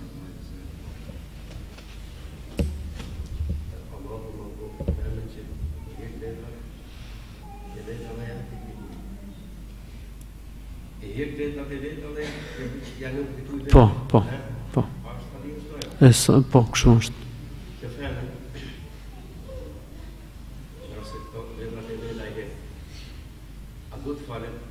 Po. Në mallkume. Po. Po, tamam, shumë mirë. Po. Shiko. Kur thuhet në për hadithe se profeti ka mallkuar këtë njeri që bën këtë gjuna, apo Allahu e ka mallkuar atë që bën këtë gjuna, ose kush e bën këtë punë ai është i mallkuar, kjo nuk do të thotë që një njeri i caktuar domosdo është i mallkuar. Qartë, sepse ka mundësi që të ketë një pengesë dhe ky njeri të mos dëbohet nga mëshira e Zotit. Qartë, pra është tjetër kur mallkohen gjunaqtarët pa caktim dhe tjetër kur flasim për një gjunaqtar të caktuar. Qartë? Për shembull, ata që konsumojnë pije dense janë të mallkuar. Qartë? Mirë, po një burr në kohën e profetit kishte konsumuar pije dense dhe profeti dha urdhër që të kamxhikohej, të fshikullohej, të rihej me fjalë si dënim. Dhe dikush nga muslimanët e mallkoi, tha Allahu e mallkoft, sa shpesh që po e sjellin. Profeti tha, mos e mallko, tha. Se me sa di unë, ai e do Allahun dhe të dërguarin e tij. Profeti në hadith ka thënë janë mallkuar në lidhje me alkoolin ka 10 kategori njerëzish, dhe njëri prej tyre që e pi. Në këtë hadith e ka ndaluar që të mallkohet, ka të ketë njëri që ta mallkon dhe këtë njeri të caktuar, qartë. Pra ta kemi parasysh Kur flasim për mallkimin e gjunaqarëve, flasim pa caktim. Kush pi alkool është i mallkuar, kush ha kamatën është i mallkuar, femra që heq vetullat bën gjuna të madh, edhe profeti e ka mallkuar siç ka treguar në hadith Abdullah ibn Mas'ud radhiyallahu an, nëse ku shikon një femër të caktuar me emrin filane, për shembull që ka heq vetullat, mos u nxito ta mallkosh, apo ti thuash ti je mallkuar, sepse mund të ketë ndonjë pengesë. Ka mundësi që kjo nuk e di, ose me kalimin e kohës ajo mund të bëjnë tauba, ose ka të mira të cilat ndoshta mund bëhen shkak të fshihet kjo e keqe, por ne i themi që kjo është një gjuna, për këtë gjuna ka mallkim, bëj kujdes, ruhu, qartë e këshillojm. Deri këtu sqaruam këto. Tani sqarojmë çështje tjetër prapë të rëndësishme. Nëse dikush bën një gjuna për cilin ka mallkim, a do të thotë kjo që ky s'ka drejt falet? Jo, namazin e ka detyrë. Dhe duhet patjetër të falet. Se është një koncept për shembull duke njerëzit e vendit tonë që kush pi alkool nuk bën me fal namaz. S'është e vërtetë kjo. Kush pi alkool mos i afrohet xhamis, mos vin me fal xhumon. Kto e thon ca pleq për shembull. Nga padituria e thon këtë fjalë. Kjo nuk është e vërtetë. Konsumimi i pijeve densë është gjuna i madh. Falja e namazit, lënia e namazit është një gjuna tjetër më i madh se sa konsumimi i pijeve densë. Lënia e xhumos është një gjuna tjetër i madh. Nëse njëri bën një gjuna të madh, kjo nuk do thotë që ne ti themi tani bëni gjitha gjunat e mëdha. Qartë, normale që ne ja ndalojmë edhe këtë dhe atë gjuna të madh. Dhe ne i bëjmë thirrje që të heq dorë nga gjitha gjunat e mëdha. Por nëse dikush konsumon pije dense dhe s'po heq dorë prej tij, kjo do thotë që ne mos e këshillojmë me fal namaz. Jo ta këshillojmë fal namaz dhe i themi që namazin e ke detyrë dhe shpresojmë që namazi ka për ta ndaluar nga gjunat e mëdha, madje edhe nga të voglat.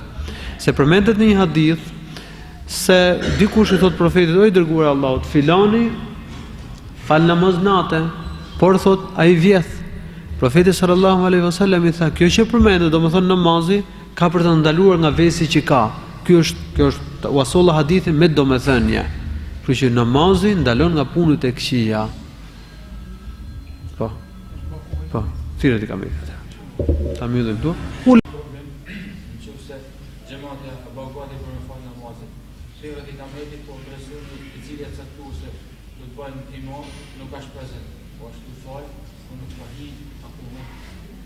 Se kuptova. Xhamati pratikament. Po. Personi i cili do të bëjë imam nuk ka shpresë. Mund të jetë të marrë dyra të bashkë ose mund të jetë duke marrë abdes. S'ka problem, pritet, edhe pse o thirrë kameti. Ka ndodhur që të thirrë kametin në kohën e profetit sallallahu alaihi wasallam dhe njerëzit prisin derisa të vinte profeti sallallahu alaihi wasallam. Por ka diçka. Në qoftë se imami nuk është në xhami, xhamati nuk duhet të çohet derisa të shohin imamin të vinë në xhami. Kupton? Edhe pse o thirrë kametit, vazhdojnë, qëndrojnë derisa të hyjnë imami. Qartë? A nëse o thirrë kametit dhe njerëzit u çuan duke menduar që imami është në xhami, ndërkaq dikush tha, shikoj, imami është në abdesthane. Po e presim 2-3 minuta, s'ka gjë, do ta presim. Edhe nuk ka pse të përsëritet i kameti. I kameti të thirr, njerëzit po presin, të vinë imami dhe të fillojnë. Po.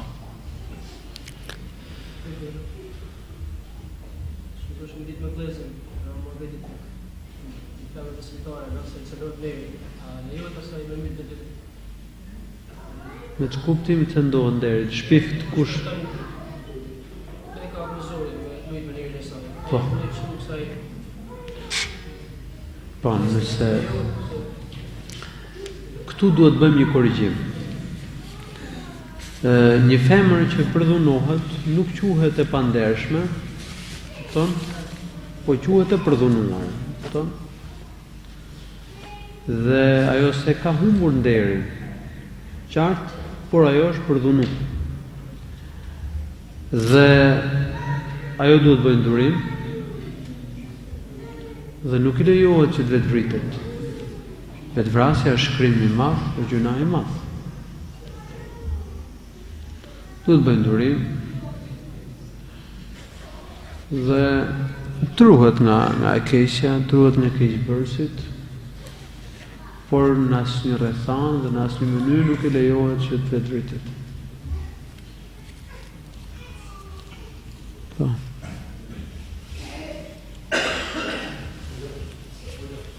është e vështirë të kuptoj njeriu se si ka mundësi që ka njerëz që përdhunojnë femrat. Po sot për shembull në Irak kjo punë e turpshme në zonat ku shkelin grupet e rafidhive ndodh. Ka thirrje dhe ka paralajmërime, ka zëra, vin lajme që ka njerëz të cilë rafidhit i bëjnë edhe punë të turpshme, përdhunojnë femrat. Allahu na ruaj. Përdhosin xhami, shkelin Kur'anin, rrënojnë xhamiat, vrasin burra, gra, fëmijë dhe përdhunojnë edhe gratë. Masakrat që po bëjnë ata në Irak të kujtojnë masakrat që kanë bërë mongolët kur kanë shkel në Bagdad. Të kujtojnë masakrat që kanë bërë El Karamita, lëvizja të cilëve ka zgjatur rreth një shekulli, ka filluar nga fundi i shekullit të 3 të Hijretit, po marr shkas nga pyetja që bëri vllai jon. Lëvizja e tyre ka filluar nga fundi i shekullit të 3 të Hijretit dhe ka zgjatur për rreth një shekulli. Kjo ka qenë një lëvizje batinie, sekrete, me bindje arabe batinie, domethënë nuk ishin muslimanë dhe synonin të rënonin islamin nga brenda. Ata i quanin të lejueshme të gjitha lidhjet me femrat, nuk njihin kufi moral. Dhe ata ishin në fakt trashëgimtar të zjarkutizmit me gjusive, se ka pasur sekte ose fraksione siç ka qenë Bardhoshia, apo nëse nuk gaboj në emrin e tyre, ka patur fraksione ose sekte të megjusive të cilët shkonin dhe me të afërmet e tyre dhe i quanin gjitha femrat lejushme. Dhe karamitat kanë patur një besim të tillë, kanë bërë punë të turpshme me femrat, kanë vjedh, kanë plaçkit, kanë vrarë, morën, sulmuan Qaben, sulmuan haxhit, vran haxhit, vran njerëz që bojnë tawaf, falin namaz, e bënin ibadet në Mekë, rrëmbyen dhe gurin e Qabes dhe ikën. E majtën për 22 vite. Pastaj u arrit që të kthehet përsëri guri i Kabes dhe u vendos në vendin e vet. E çuditshme është se në pikun e shfaqjes së tyre muslimanët ishin shumë të dobët. Kur dobësohen muslimanët, kur mungon dija e saktë, kur njerëzit jepen shumë pas dynjos, kur përhapet bidati, shfaqen dhe grupe të tilla dhe veprojnë. Allahu na ruaj.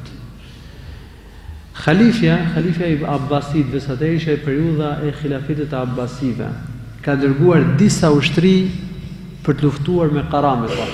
Karamitat ta ishin shiit batini, kanë pas bindje shiite, maskoheshin me familjen e profetit, sikur do mbrojnë familjen e profetit, sikur duan familjen e profetit, sikur duan që të japin pushtetin familjes Muhamedit sallallahu alaihi wasallam, si këta shiitët e sotëm me fjalë. Kanë pas ngjashmëri me këta shiitët, me këta rafidhit që bëjnë masakra sot në Sham, në Irak edhe në Yemen. E rëndësishme, Khalifja çoi disa ushtri për shpartallimin e tyre. Ata ishin një 1000 ca vetë ata karamitat, ishin një 1000 ca forca. Khalifja çoi një herë, me sa më kujtohet tani, nga tregimi që ka sjell Ibn Kathir në Al-Bidaya wa An-Nihaya, 20000 forca dhe u shpartalluan. Çoi pastaj një ushtri tjetër për 40000 forcash dhe prap karamitat i shpartalluan. U thyn para karamitave. Çfarë tregon? Kishin frikë të madhe njerëzit në fjalë. Ishin shumë dhënë pas dynjas. Ndaj psoni kështu. Lëvizja e karamitave ka lënë ndikim. U shfaqi pastaj shteti i Fatimive, faktikisht ata janë shteti i Ubejdijinve, Ismailije në Egjipt, në El Maghrib al-Arabi, Marok, në Egjipt. Dhe ato u bën shkak pastaj që dobësohet bota islame dhe të vinë kryqëtarët forcat e kryqëzatave të pushtojnë një pjesë të botës islame e të pushtojnë Kudsin, Palestinën. Zjatën pushtimet e tyre për 2 shekuj. 2 shekuj e kanë pas batinit në qeverisje e Egjiptin, që e kanë qytë vetën Fatimiyin, por në fakt kanë qenë Ubejdiyin, kanë qenë batini, qafira. Flasim për batinit një fjalë. Dhe gjithashtu edhe kryqëzatat zjatën për 2 shekuj. Dhe udopsimi i botës islame, përhapja e bidatit, përhapja e shirkut, përhapja e sekteve bëri shkak që të dobësohen muslimanët edhe të pushtohen nga kryqëzatët. Gjithashtu përhapja e sekteve, bidateve, këtyre haramitave ndikoi në shumë vise të botës islame.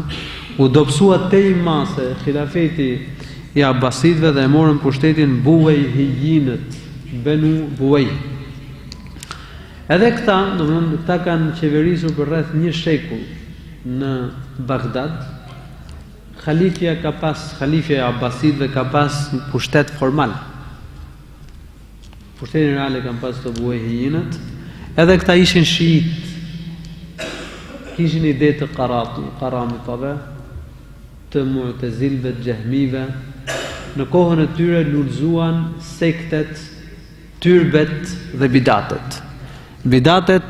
Bidati tyrbeve nuk ka ekzistuar mes muslimanëve në kohën e sahabëve, tabi'inëve dhe tabi'ut tabi'inëve, por u shfaq dhe u përhap mes muslimanëve nga sektet e shiizmit në kohën e në kohën e shtetit të Buwejhijinëve. Kështu ka treguar Ibn Taymija, Allahu mëshiroft.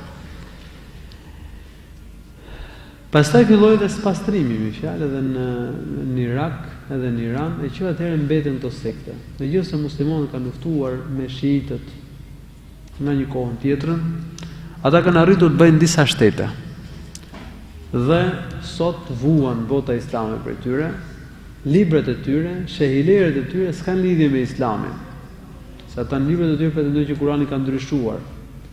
Ata shehilërojnë tyrbet dhe ata u veshin imamve, u veshin atribute hyjnore. Ata kanë shumë kufrijate. Sa masën e shiitëve, duke qenë se janë pa ditur, ne nuk nxitohemi të quajmë qafira. Por krerët, shehilerët, hoxhollarët dhe dietarët e tyre janë qafira sepse ata e njohin realitetin e librave të tyre dhe nuk i mohojnë, nuk distancohen për librat e tyre, dhe librat e tyre kanë kufrijat të shumta. Këta njerëz me ide batinije sot, domethënë, rrezikojnë të pushtojnë disa vende të botës islame, kanë zaptuar Irakun dhe po bëjnë masakra të rënda. Masakra që të kujtojnë ngjarje që kemi lexuar në librat e historisë në lidhje me mongolët, kryqëzatat e tjerë. Dhe ka dhe përdhunime me fjalë në Irak dhe në Sham. Allahu na ruaj dhe Allahu i shpëtoft muslimanët e në mënyrë të veçantë motrat muslimane prej kthetrave të tyre. Po, pyetje tjetër?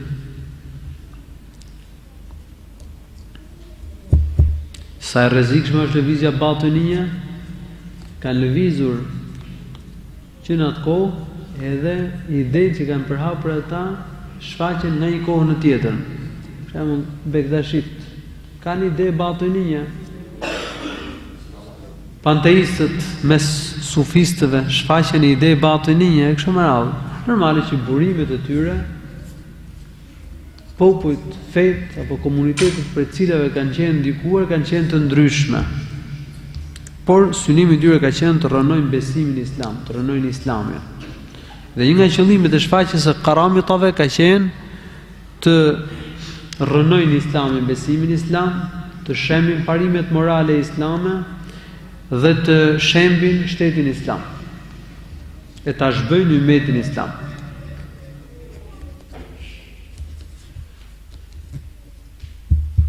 Pyetje tjetër vëllezër? Mirë, po e mbyllim këtu. Subhanakallahumma bihamdik, ashhadu an la ilaha illa ant, astaghfiruka wa atubu ilaik.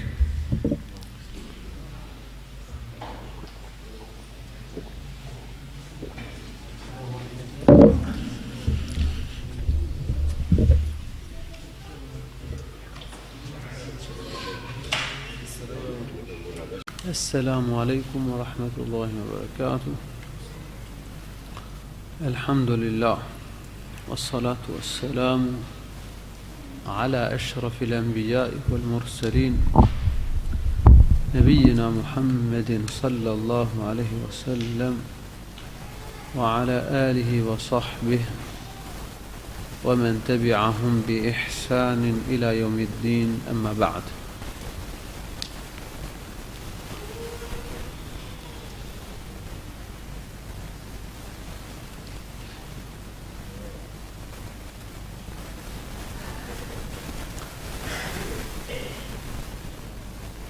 Selam.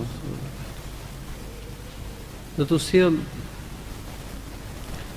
bisedën që ka zhvilluar Ja'far ibn Abi Talib radhiyallahu an me Nejashiun, mbretin e Abisinisë. Dhe do të nxjerrim disa mësime, të cilat janë shumë të rëndësishme. Në fakt tregimi flet vetë. Tregimin e ka sjell Ummu Salama, bashortja e Muhamedit sallallahu alaihi wasallam. Kur ajo ndodhi në Abisini si mërgjimtare në Abisini, nuk ishte bashortja e Profetit sallallahu alaihi wasallam. Ajo është bërë më vonë bashortja e Muhamedit sallallahu alaihi wasallam. Ajo rrëfen se kanë shkuar në Abisini dhe kanë gjetur strehim dhe kanë kaluar mirë në strehen, mbrojtjen dhe kujdesin e mbretit të atij vendi Nejashiut. Në fakt profeti sallallahu alaihi wasallam, duke parë torturat dhe mundimet që po hiqnin shokët e tij, i këshilloi që të mërgonin në Abisini, një vend ku ishte një mbret i drejtë dhe ku nuk u bëhej pa drejtësi njerëzve.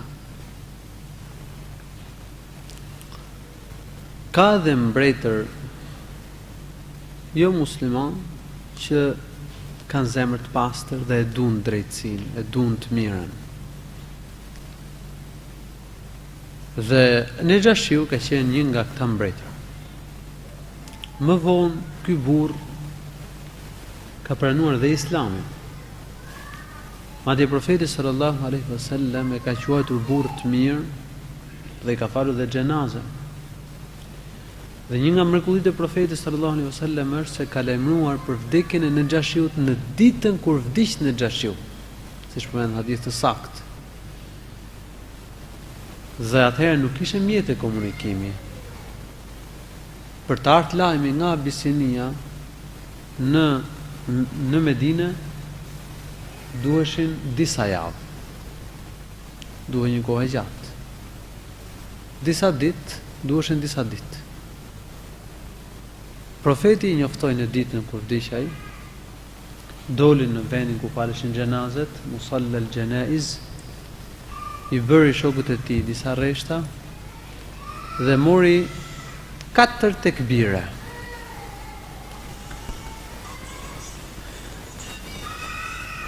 Ky hadith shërben si argument për një sër çështjes që lidhen me rregullat e xhenazës. Dhe këtë hadith e përmenden dietarët në rregullat e xhenazës. Profeti ka quajtur burr të mirë. Ai vdiq ndërkohë që ishte mbret. Pranoi Islamin, pranoi shahadetin, më vonë ka pranuar. Pasi vajtën sahabët, e pranoi thirrjen e profetit sallallahu alaihi wasallam. Natyrisht nuk arriti me ndryshuar gjithë mbretëninë. Nuk arriti me ndryshuar të gjitha ligjet. Çka do të thotë se madje edhe Islamin e mande të fshehtë, se mundet që të dilin kundër tij njerëzit, sikurse ka shpjeguar Ibn Taymija, Allahu mëshiroft. Dhe këto janë gjëra që kuptohen, kapen. Se përderisa nuk ndryshoi mbretënia dhe përderisa pas t'i erdhi një mbret i krishterë, zëvendësi i tij erdhi i krishterë, kjo tregon se ai nuk arriti me ndryshu, por ai ishte një besimtar që doshte me punu dhe me ndryshu. Po kaq mundësi kishte. atëherë ka edhe mbretër qafira, jo musliman, cilët janë drejtë dhe e duan të drejtën. Ka mundësi që muslimanëve të dalin krah dhe në mbrojtje edhe ca qafira. Për shembull, profetin sallallahu alaihi wasallam e mbrojti për një kohë, për disa vite në Mekë, xhaxha i tij që ishte qafir dhe egoja, menjëmadhësia, nuk e lejonte që të pranonte Islamin. E dinte që Islami është hak, e pranonte që profeti Muhammed sallallahu alaihi wasallam është në të vërtetë, por nuk e pranoi Islamin. Megjithatë, ai doli krah profetit, ai e mbrojti profetin. Dhe Abbasi ka thënë profetit pas vdekjes së Abu Talibit, ammuka kana yahutuk wa yaghdabu lak. Xhaxha jot të ka dal krah, të ka mbrojtur. Dhe nuk pranonte që dikush të dëmtonte ty. Ky është kuptimi i fjalëve që tha Abbasi. A ke bërë diçka për të? Profeti thot po, kam ndërmjetësuar për të, po huwa fi dhahdahin min an-nar. Ai do të jetë domethënë një zjarr të cekët që shkon deri te kyçet e këmbëve. Një zjarr i cekët. Po sikur të mos ishte ndërmjetësimi im, thot ai do ishte në shkallën e fundit të zjarrit të xhenemit. Kështu që qafirat në pushtet nuk janë të gjithë njësoj. Fisi Shuaibit e mbronte Shuaibin alayhi salam. Prandaj ka përmendur Allahu në Kur'an në surën Hud se populli i thot Shuaibit walau la rahtuka la rajamnaka wa ma anta alena biaziz. Po të mos ishte fisi jot, ne do të kishim gjuajtur me gur, do të vrisim me gur ty. Profeti u thot, ndërsa krerët e fisëve në Mekë në përgjithësi ishin zullumqar, shtypës, me në krye Abu Xhehlin. Dhe profeti u thot shokëve të tij, shkoni në Abisini, është një mbret i drejtë. Toka Allahut është e gjerë, në qoftë se vështirësohen punët për një musliman, nëse nuk gjen mundësinë për zbatuar fenë e Allahut në vendin e tij, mund të shkojë muslimani në një vend tjetër ku ka mundësinë që zbatoj fenë e Allahut të lartësuar. Dhe kështu mërgonin sahabet në Abisini. Ndër emigrantët ka qenë edhe Ja'far ibn Abi Talib, por edhe transmetuesja e kësaj ngjarje Ummu Salama, Az-Zubair ibn Awam dhe të tjerë. Ishin 80 e ca burra dhe më se 10 gra. Kurejqët e morën vesh se muslimanët gjetën stre në Abisini dhe se po e kalon atje mirë. Ata ndiheshin të rrezikuar se do përhapet Islami, se do përhapet feja Allahut të lartësuar, se muslimanët do të punonin. Dhe në kohën tonë qafirat e ndjejnë se Islami po përhapet, e shohin. Ndaj marrin masa, krijojnë organizata, persekutojnë musliman, përpiqen të prishin imazhin e Islamit, për ata nuk duan të përhapet feja Allahut. Gjithë kjo që ndodh, domethënë, kjo që biseda që zhvillohet nëpër media, diskutimet që bëhen në kuvende, qarqe ndërkombëtare, e gjitha kjo, domethënë, edhe pse ata janë pozitat e pushtetit dhe kanë potencialet më dha në dorë, kanë potencialin ekonomik, potencialin ushtarak, kanë edhe potencialin mediatik. Të gjitha këto i kanë vënë në përdorim për shfrytëruar Islamin, për prish imazhin e muslimanëve. Muslimanët duken në përbot të dobët. Ai sa ka muslimanë që vriten. Vriten në Burma, vriten në Hindi, vriten në Irak, vriten në Yemen, vriten në Irak, vriten në Sham, vriten në Palestinë. Po këta fuqitë më dhanë ndezin dhe trazira dhe luftra. Nuk lejojnë për shembull që muslimanët kenë siguri e të jetojnë në paqe në Libi, janë ndërhyrjet e tyre. Përpiqen që me vendosur qeveri të cilat do të jenë thjesht administrata ose drejtorinë në komandën e tyre, në komandën e disa organizatave kombëtare, të cilat ata i kanë bërë vetë për ti lëviz punën sipas dëshirës tyre. E pra, domethënë muslimanët në shumë vende po vuajnë për tyre. Po edhe ne po e vuajmë sepse në fakt po përhapin imazh të keq për Islamin dhe për muslimanët përmes medias së kështu me radhë. Kur muslimanët vuajnë në një vend, Allahu i lartësuar bën rrugdalje për ta në një vend tjetër. Toka Allahut është e gjerë. Ne elhamdulillah në to deri tani kemi qenë mirë, edhe kemi pas liri për të bërë thirrjen në fenë e Allahut në këtë vend, edhe lutem Allahun lartësuar që ta ruaj lirinë për ne. Të kemi liri dhe të kemi hapësirë e mundësi për të ftuar njerëz në fenë e Allahut të lartësuar. Por gjithsesi, nëse bllokohen rrugët, nëse mbyllen rrugët në një vend, ato do të hapen në një vend tjetër. Toka e Allahut është e gjerë. Dhe Allahu lëshua bëri rrugdalje për ta shohur profetit dhe shkojnë në Abisinë. Siç e thash, kurajshët ndiheshin të rrezikuar. Kishin hallin se kur muslimanët emigruan në Abisini, çuan njerëz për t'i kthyer prapë. Do ta përmend se çin çuan se dhe çfarë ndodhi. Kur muslimanët u zhvendosën në Medinë, i pengonin muslimanët që të emigronin. Deshën ta vrisnin profetin sallallahu alaihi wasallam. U nisën për çfaros profetin dhe shokët e tij në luftën e Bedrit, në luftën e Uhudit dhe luftën e Khandekut për dështuar. E gjithë kjo përpjekje, pse të mos e mendonin ndryshe ata? Thoshin që ta kanë bindjen e tyre, ne kemi tonën. Të ftojnë në tyre, ne ftojmë tonën. Ja, përdorën forcën kundër muslimanëve. Edhe në kohën tonë, ne çfarë thonë qafirët e drejta e fjalës, liria e fjalës, liria e mendimit. Ky është mashtrim. Këtë përdorin si armë vetëm për të përhapur idetë e qafirëve, vetëm idetë e tyre, liria e fjalës për të përhapur idetë e shejtanit. Liria e njeriut për të përhapur imoralitetin, shthurjen, degradimin dhe punët e turpshme. Desa kur vjen fjala që muslimanët kanë liri, muslimanët kanë hapësirë, ata përdorin mekanizma të fliqura që shumë njerëz nuk i kapin për të penguar, për të parandaluar, për të persekutuar e kështu me radhë. Shkojnë muslimanët në Abisini, gjejnë strehim. Kurajshët nisën dy veta, të shkonin tek Nexhashiu dhe ta bindnin që t'i kthente refugjatët në Mekë, t'i kthente mërgjimtarët në Mekë.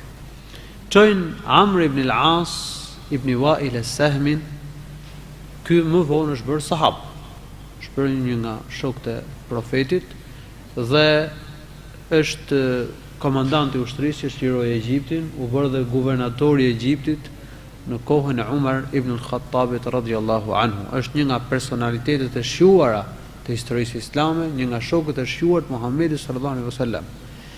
Abdullah ibn Abi Rabi'a ishte shoqëruesi i dytë i dërguar nga Kurajshët në misionin për t'i kthyer mërgjimtarët në Mekë. Edhe ky më vonë ka pranuar Islamin. Kurajshët, paria e Mekës u jep dhurata të shtrenjta, në Nexhashiu pëlqente lëkurat dhe i çojnë nisin dhuratat të shtrenjta. Dhe i thonë do shkosh, do të thuash që kanë ardhur tek ju disa njerëz që kanë lënë fen tonë dhe nuk kanë hyrë në fen tënde. Dhe prindërit e tyre, xhaxhallarët e tyre, fisi i tyre e njeh më mirë gjendjen e tyre. E di më mirë se janë ata. Kërkojnë prej teje që ti kthesh prapë. Shkojnë këta. Shkojnë në Abisini dhe në fillim takohen me patriarkët. Nuk shkojnë me njëherë në Nexhashiu. Edhe u asjarojnë gjendje që kanë ardhur ca njerëz, i quajtën me mendje lehtë, kanë lënë fen tonë dhe nuk kanë hyrë, u thanë fen tuaj. Ne na kanë dërguar prindërit e tyre, xhaxhallarët, tafmit e tyre, fisi i tyre që t'i ktheni prapë. Dhe ata njohin më mirë gjendjen e tyre. Ata njohin më mirë problemet e tyre. Duan që ju t'i ktheni prapë. Dhe u dhan dhurata patriarkëve, patriarkët u bindën.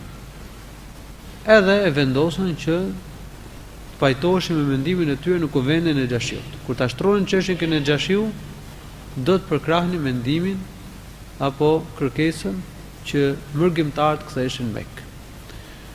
Shkojnë te kuvendin e Xhashiut, i japin dhuratat, e përshëndesin, japin dhuratat dhe pastaj i thonë kanë ardhur të strehohen tek ti disa mendjelent të popullit tonë.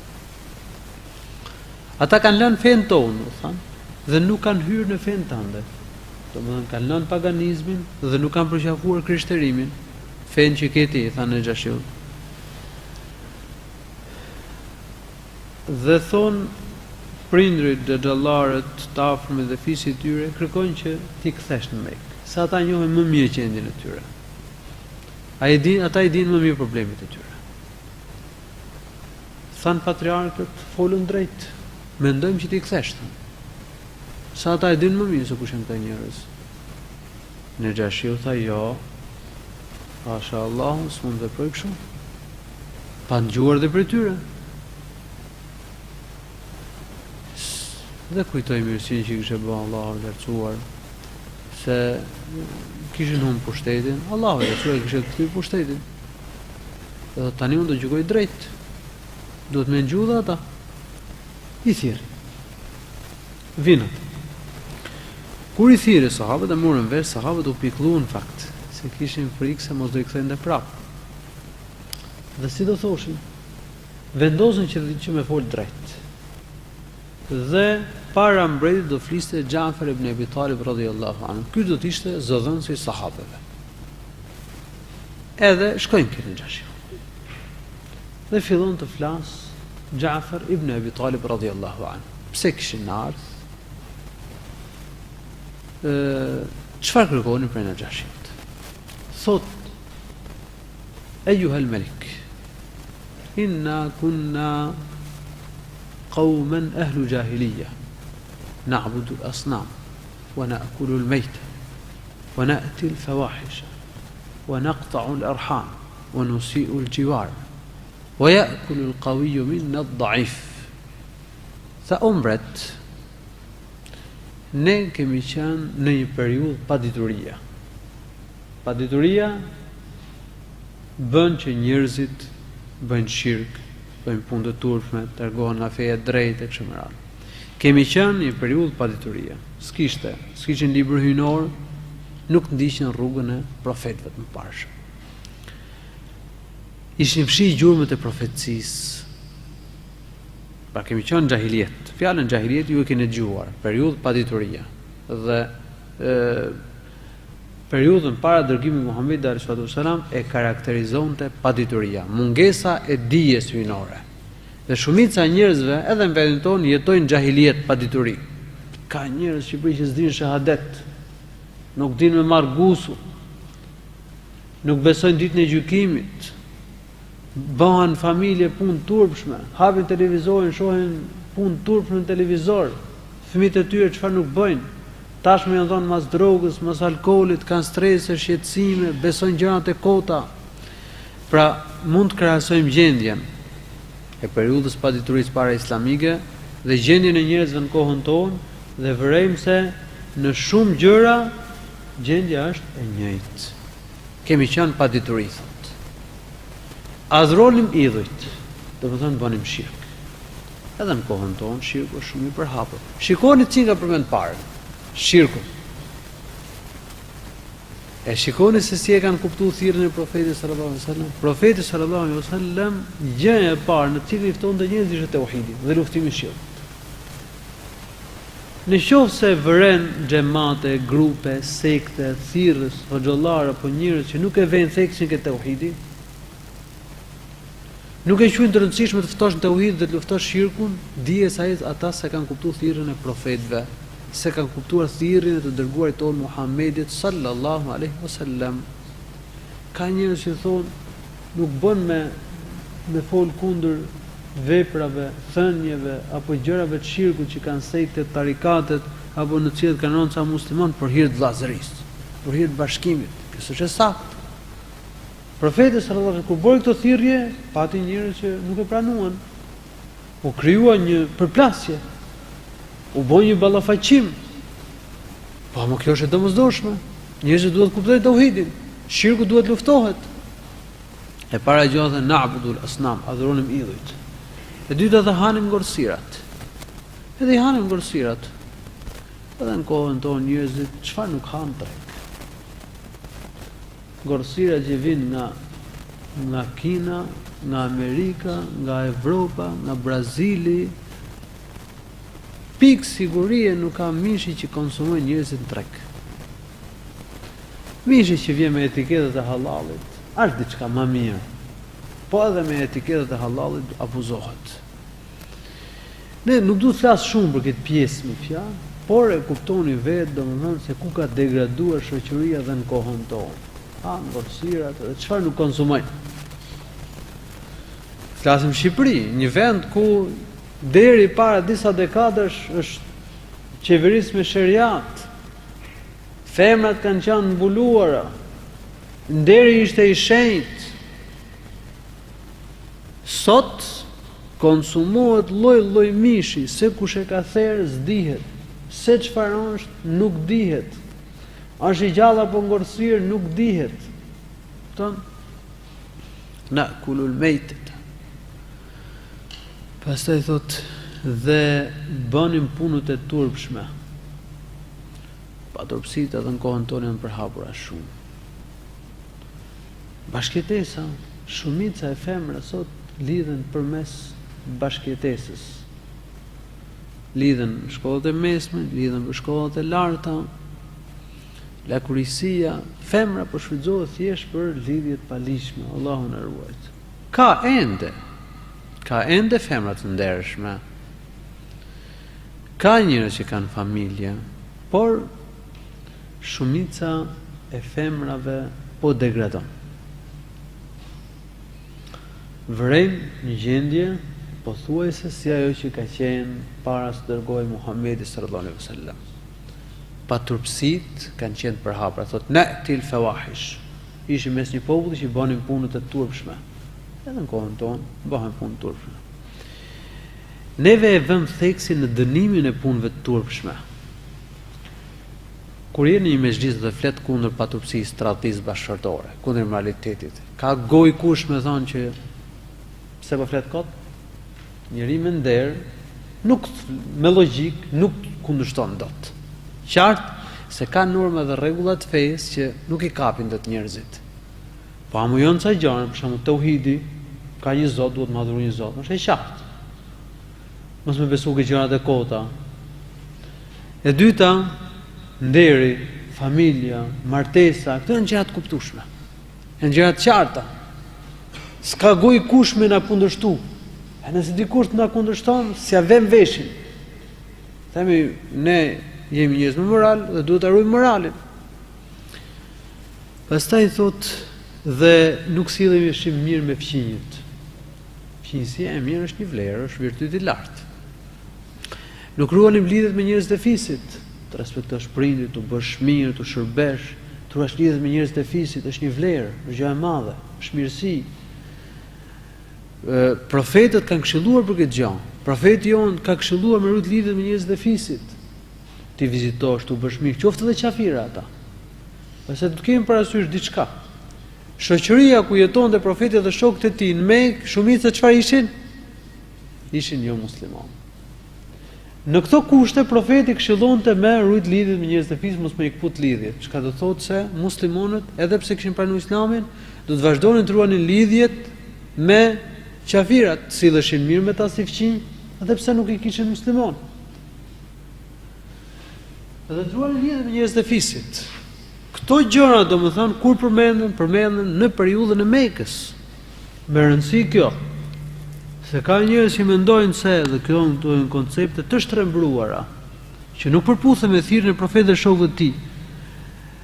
Këto nuk e kanë gjetur për libra, po thjesht krijohen, domethënë krijohen koncepte të gabuara ke disa vëllezër muslimanë që po pranojnë Islamin, po shkohen në xhami, po fillojnë me fal namaz, duhet më shkëput për shembull nga fqinjt. Duhet me ushqim duhet me kput lidhet me njerëz të fisit. Duhet të tregoj një farë vrazhëzie apo ashpërsie ndaj tyre. Kjo s'është e saktë. Përkundrazi, duhet të tregojmë se muslimani sillet mirë me fqinjët. Nëse deri dje nuk e sjell mirë me fqinjet, me të pranuar Islamin, duhet ndryshoj. Sjellja, si tash me fqinjet, ti përshëndesësh, s'është e thënë ti përshëndes me selam. Nëse sër musliman thonë mirë dita, mirë mbrëma, kështu me radhë. Por nëse ti jep selam, qafiri, mendimi më i saktë dietar është që t'ia kthesh wa aleikum selam. Është ato që thonë që nuk mirë. Qartë? Ama mos e fillo, mos i thuaj pari selam qafirit, thuaj selam aleikum. Nëse ai të jep, vetëm nëse ta ka thënë me qëllim të keq, atëherë i thuaj wa aleikum, nuk i thuaj aleikum selam.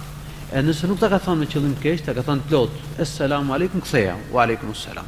Gjithsesi këtu në vendin tonë qafirit nuk t'japin selam. Thonë mirë dita, mirë mbrëma, kështu me radhë, përshëndetje të tilla. Qartë, çfarë ka? Po ja kthejmë wa aleikum selam, të plot. Qartë? Nëse nuk e thot për tallje. Nëse nuk e thot me kuptim të keq, nëse nuk ja prish siç e bënin xifutët. Nëse thua zhua them wa aleikum, wa aleikum. Nëse thot plot, atë e kthej edhe ti plot.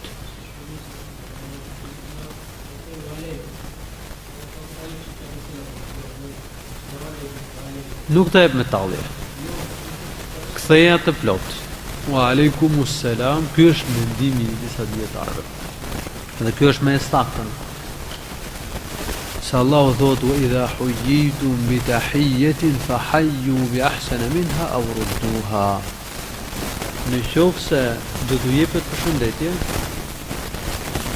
kthejani më mirë ose të pak më mirë barabartë, rudduha. Mirë. Mirësjellja me fqinje. Kemi mirësjellje me fqinjen, domethënë me i bë keq fqinjet është. Shumë keq. Kjo gjëna është haram. Nuk lejohet me i bë keq. S'është momenti këtu të përmendim tani hadithe që flasin për mirësjelljen me fqinjen dhe për ndalimin e keqbërjes ndaj fqinjet. Keqbërja ndaj fqinjet nda çon njeriu në zjarrin e xhehenemit. Përveç që muslimani jep edhe imazh të keq, se çdo musliman është thirrës në këtë vend. Ka vëllezër musliman që nuk përshëndesin fqinjet, nuk bëjnë vizitë ke fqinjet, janë krejt të izoluar. Fakt kur tregoj këto gjëra, e mendoj edhe në vetvete, domethënë që mund të përmirësoj më shumë lidhjet me fqinjet. Si janë xahile? Po le të jetë xahil. Çfarë janë xahil? Xahil pra janë qafira. Po.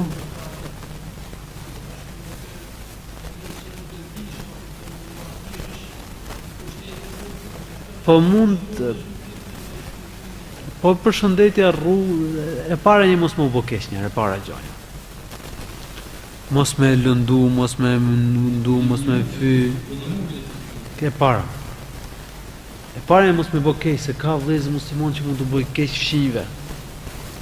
E dyta me i përshëndet. E treta me u bë vizita. Tym ke mirësjellja pastaj. Po ja mundet smuret fqinjve. Mund të ketë xhenaze. Shkon e ngushëllon. Po një dhuratë mund t'ja çosh. Me rastin e Baramit mund të çosh ndonjë dhuratë fqinjve. Shije me këtë sens, kam Baram. Po dhe qafirat e bëjnë këtë festat e tyre japin dhurata. Kemi rast Baram. Ma pranu kësë jo. Dhuratën mos ja kthe. Vetëm në qoftë sa është fysa, jo tjetër, bim ish derri për shembull. Ai di ti sa ka alkool, por nuk bi këtij lloj. Amo dhurata për shembull bi vezë, pranoje. Dhurata nuk kthehet, se është fyrje, është e rëndë me këtu. Profeti nuk i kthejnë të dhuratat e qafirave, po shpërblende. Kështu që me rastin e Baramit, ç'keq e ka që fqinjve më u çu nga i dhurat, me pa një dhurat veçantë, sidomos kur ke mundësi. Edhe krejt fqinjve po çojnë nga i dhurat. Kur njerëzit janë të varfër, çfarë do lloj gjëje të çosh ta pranoj? Ose kur janë të pasur, duhet një dhuratë veçantë. Po gjithsesi mund ta gjesh. Ti e mendon vetë, më mirë se unë, se çfarë dhuratë hyn, domethënë, ke sytë e tyre. Unë kam Baram, edhe pata dëshirë më dhon me dhuratë. Tjetër me u bë mirë me ka nevojtar, ka fqinj që janë nevojtar, ka fqinj janë që të varfër. Po, do më ke fqinjët, njëri është i varfër. Ti shkon dhe i ndihmon. E marrë veç atë fqinjët e tjerë që shiko, ai që flisni ju kundër ti, ai ka dhënë dhurat, ka dhënë nim ke filani. Këto gjëra vëllezër duhet të shohim se ka për njerëz që thonë, "Ore, po, çfarë si ka mirë filani për mua, po nuk flet." Nuk është kështu. Ti duhet ta llogaritësh veten një ymeti. Dhe neve nuk kemi media në dorë, por amo ne kemi shtrirën gjithë Shqipërinë. Thuaj se në çdo lagje, në çdo fis, në çdo fshat, në çdo qytet ka vëllezër musliman. Neve tregojmë që jemi të mëshirshëm, jemi të butë, jemi mirëbërës, edhe ne thonë çfarë den qafiret për ne. Dhe pastaj do thonë tjerët, "Ore, leje çfarë thonë ata, ne njohim vetë këta." Dhe ky është realiteti në fakt. Ruajtja e lidhjeve me njerëzit e fisit. Po.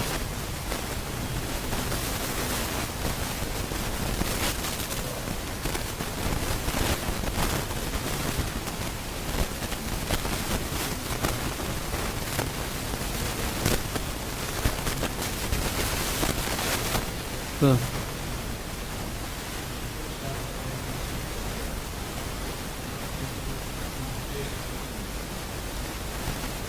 Po. Nuk u shkojmë në të kanë festat e tyre, po u shkojmë i ditë tjetër. Rregull? Ata na erdhën vizitë dhe ne shfrytëzojmë rastin. Mund të shkosh për shembull kur kanë kur për shembull ka pas një rast, një gosti, që ka pas diçka dhe të shka. Qartë. Jo për fest. Ty të ta pranosh po të erdhi për fest, s'bën me amil derën.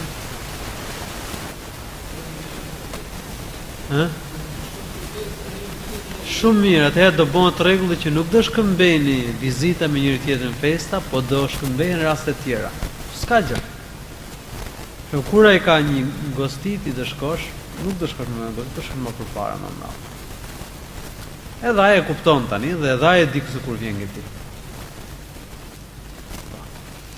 Thot ruanim lidhjet me njerëzit e fisit.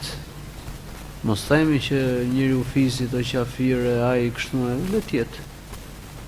Ti bësh vizita, ti bësh mirë, përpiqesh të harxhosh për të, ti japësh dhurata, truash lidhjet me të. Dikush mund të thotë, "Pa ta s'du ta dim fare për mua." Ata vinë ke unë se unë shkoj. Se mos të shkojnë, ata nuk vinë kur. E saktë është.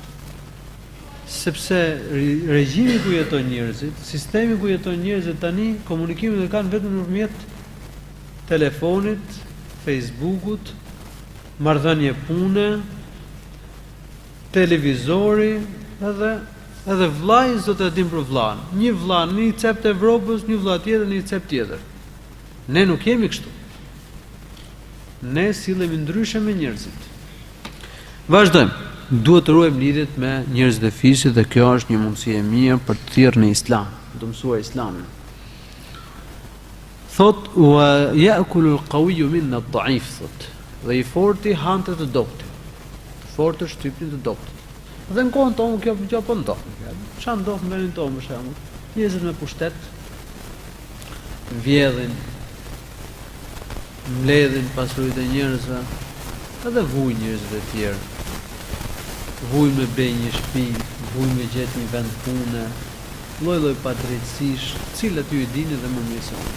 Po kjo e njëjti sistem është në nivel ndërkombëtar. Për shembull, popujt e fuqishëm kanë bërë disa organizata, kanë ngritur disa institucione ndërkombëtare, përfshirë institucione financiare, edhe majnë në varfëri shumicën e popujve të botës. Nuk lejojnë që të ngrenë kokën. Edhe zhvasin të mirat e tyre. Edhe kjo është në formë shtypi. Qartë? Wa ya'kulu al-qawiyyu minna ad-da'if. Edhe të luftrat.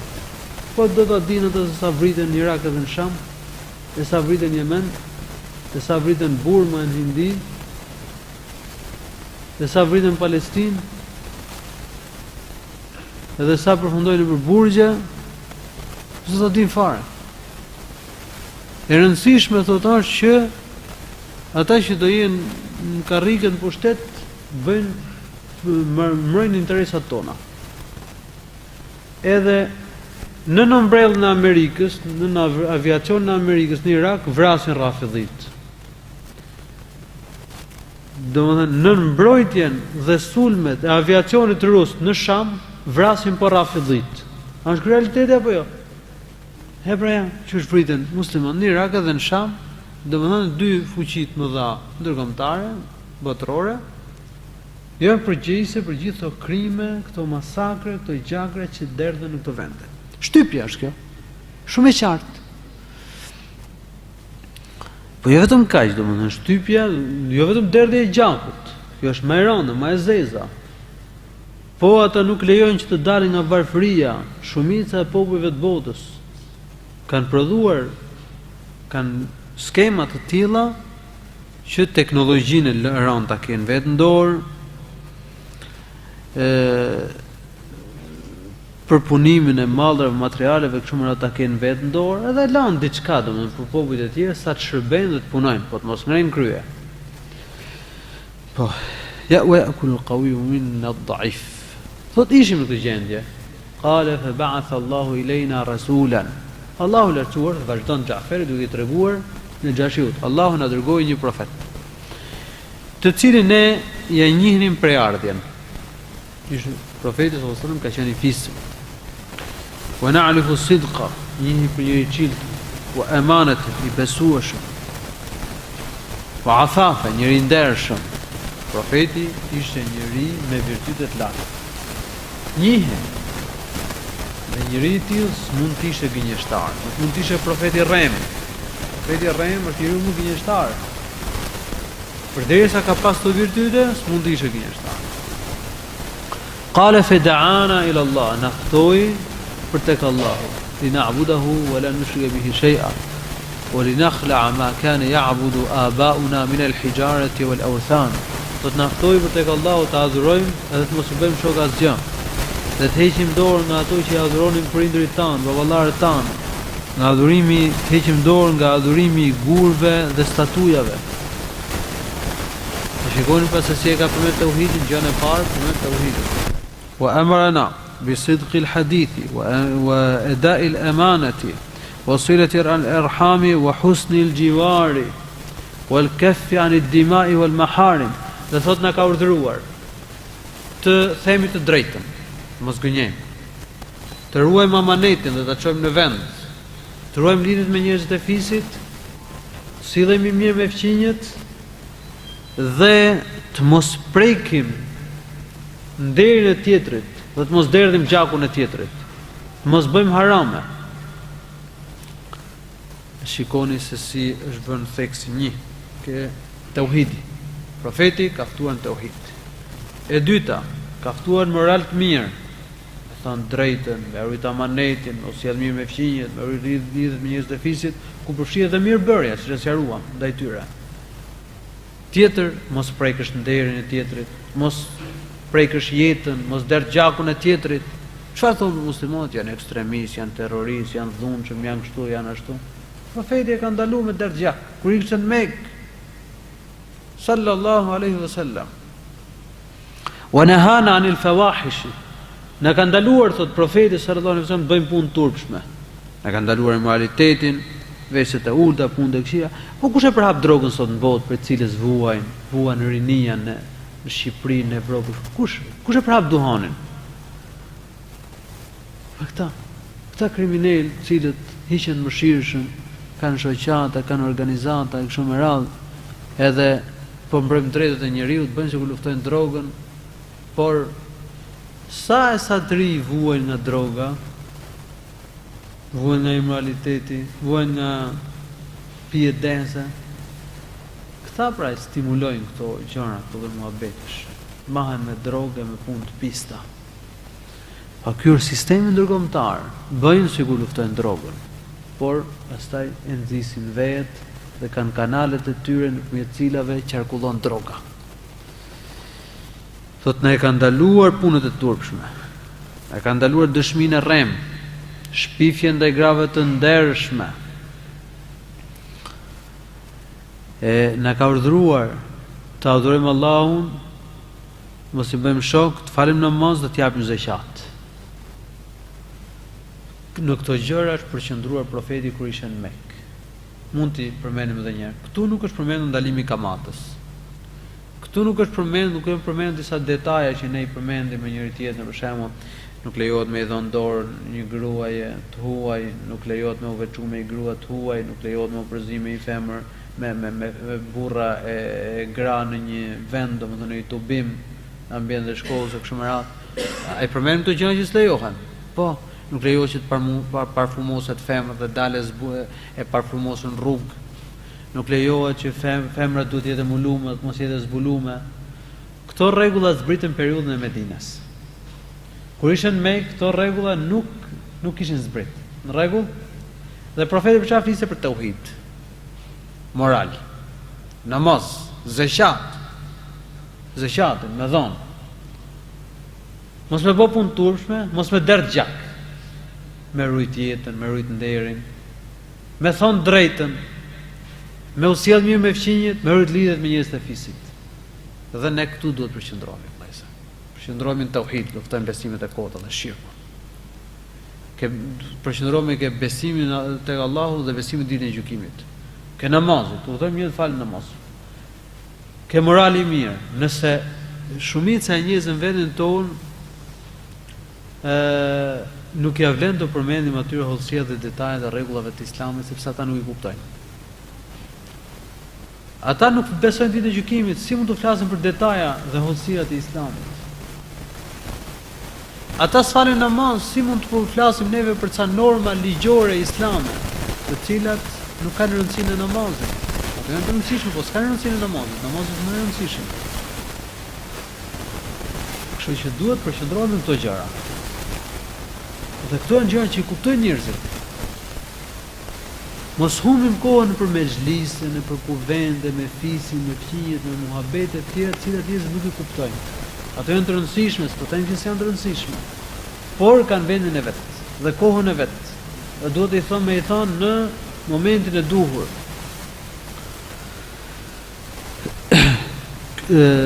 Nga njëra anë, biseda që ka, domethënë ligjërimi që ka bërë Xhaferi para Nexhashiut paraqit gjendjen e njerëzve në kohën e profetit sallallahu alaihi wasallam.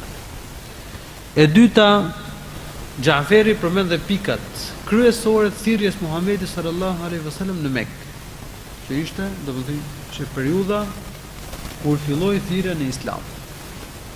Teuhidi, morali, namazi, mirëbërja. Pastaj thot Xhaferi thot ne thot i besuam, e ndoqëm, adhuruam Allahun, po ishim dorë nga shirku, gjëra që ai na i quajti të lejueshme, gjëra që na i quajti haram, na i bëm të ndaluara. Por populli jon thot qala fa'ada alena qaumuna wa'adhabuna wa fatanuna liyarudduna ila ma kunna alayhi min ibadati al-asnam. Thot por populli jon thot u tregua armiqësor ndaj nesh. Na shtypën, na torturuan dhe kërkuan me forcë dhe me dhunë që ne të kthehemi pagan. Të kthehemi edhe një adhurimit të putave, të idhujve. Dhe të bënim punët e këqija. Edhe thot ne thot të detyruar vërguam në mbretërinë tuaj, thanë mbret. Me shpresë se ti të na strehosh, se do gjejmë drejtësi tek ne, se do gjejmë drejtësi tek ti. Atëherë Nexhashiu tha, ju jeni të sigurt. Dhe nuk u prek kush. Pa mund të lexosh të diçka nga ajo që ka sjellë profeti juaj. Dhe pastaj ai i lexon domethënë fillimet e surës Maryam. Dhe kur I lexon fillimet e surës Maryam, Nejashiu filloi të qante dhe lagu mjekën. Edhe priftërinjt që kishin hap librat në mezhlisin e Nejashiut filluan të qanin dhe të lagnin mjekrat e tyre. Domethënë me lotë të lagën mjekrat e tyre. U prekën nga surja, leximi I surës Maryam. Dhe pastaj Nejashiu tha: "Inna hadha alladhi jaa bihi nabiyyukum walladhi jaa bihi Musa la yakhruju min mishkatin wahida." Kjo që ka sjellë profeti juaj dhe ajo që ka sjellë Musa alayhi salatu wasalam ka ndalë nga një pjeshtari vetë. Në ka një burim. Pastaj sa kthehoni prapë, sa jeponi dhuratat tyre, edhe kështu vendos që Gjaferi me shokët e tij qëndrojnë në Abisini. Amr ibn As dhe Abdullah ibn Rabi'a dështuan herën e parë.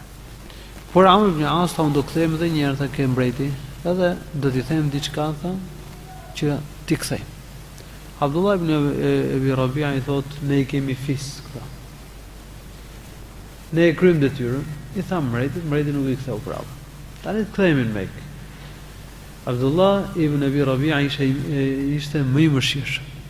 Sa Amr ibn As tha: "Jo, do shkoj tha edhe një herë. Edhe do t'i them mbretit, o mbret, këta thonë për Isa'in alayhi salatu wassalam një fjalë shumë të rëndë. Ta thonë që është robi I Allahut dhe I dërguar I Tij. Ndërkohë që krishterët thoshin se Isa'i alayhi salatu wassalam është Zot dhe biri I Zotit. Në fakt kishte pakt pasues të Isa'it alayhi salatu wassalam dhe Nejashiu do të ketë qenë prej tyre që besonin se Isa'i është robi I Allahut dhe I dërguar I Tij dhe jo Zot. Se dhe krishterët u ndanë disa sekte. Dhe ishte një pakicë për tyre që nuk e besonin Isa'in alayhi salatu wassalam si Zot. Amr ibn As shkon edhe I thot: "O mbret, këta thonë për Isa'in alayhi salatu wassalam një fjalë shumë të rëndë.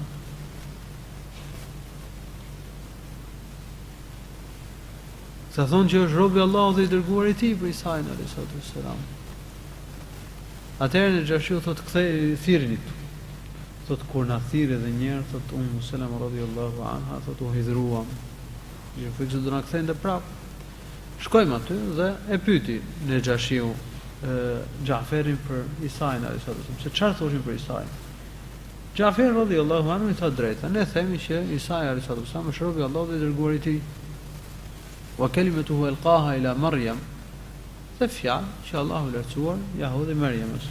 Domethënë Allahu lartësuar me fjalën bëhu krijoi Isa'in alayhi salatu wassalam. Atëherë Nejashiu mori një shkop I ra tokës edhe tha: "Isa'i alayhi salatu wassalam nuk ka pas ndryshim nga kjo që thua ti as edhe sa ky shkop." Pra, besimi I Isa'it ka qenë I njëjtë me besimin që përmend ti. Isa'i është robi I Allahut dhe I dërguar I Tij. Edhe thot: "Ju do të jeni sigurt dhe kush u shan juve, thot, do gjobitet. S'ka drejt kush të shan apo të ofendoj." E thot: "Ne e kalu mirë", thot Selama radhiyallahu anha, thot, po pa kaluar shumë kohë del një kryengritës kundër Nejashiut. Dhe dalin për luftë në një fushë. Thot: "Ne u pikëlluam shumë, u hidhruam shumë, se kishim frikë se do e humte betejën e Nejashiu dhe pushtetin do e merrte kundërshtarit I tij. Edhe do na kthente në Mekë." Thot: "Edhe ne I bëm lutje Allahut të lartësuar që Allahu t'i jepte fitoren në Nejashiut, që Allahu ta mëkëmte Nejashiu." E thot: "Kur po zhvillohej betejë, ne nuk e dinim çfarë po ndodh. Edhe u nis e Zubair ibn Awam. Zubairi ishte më I riu mes mërgjimtarëve. I fryn një calik, domethënë një enë lëkure, e fryn, e lidhën në gjoks edhe u fut në lumë. Do kalon të anën tjetër të lumë për të pa zhvillimin e betejës. edhe kalon anën tjetër të lumit dhe vërej që ushtria e Xhashiut kishte fituar betejën.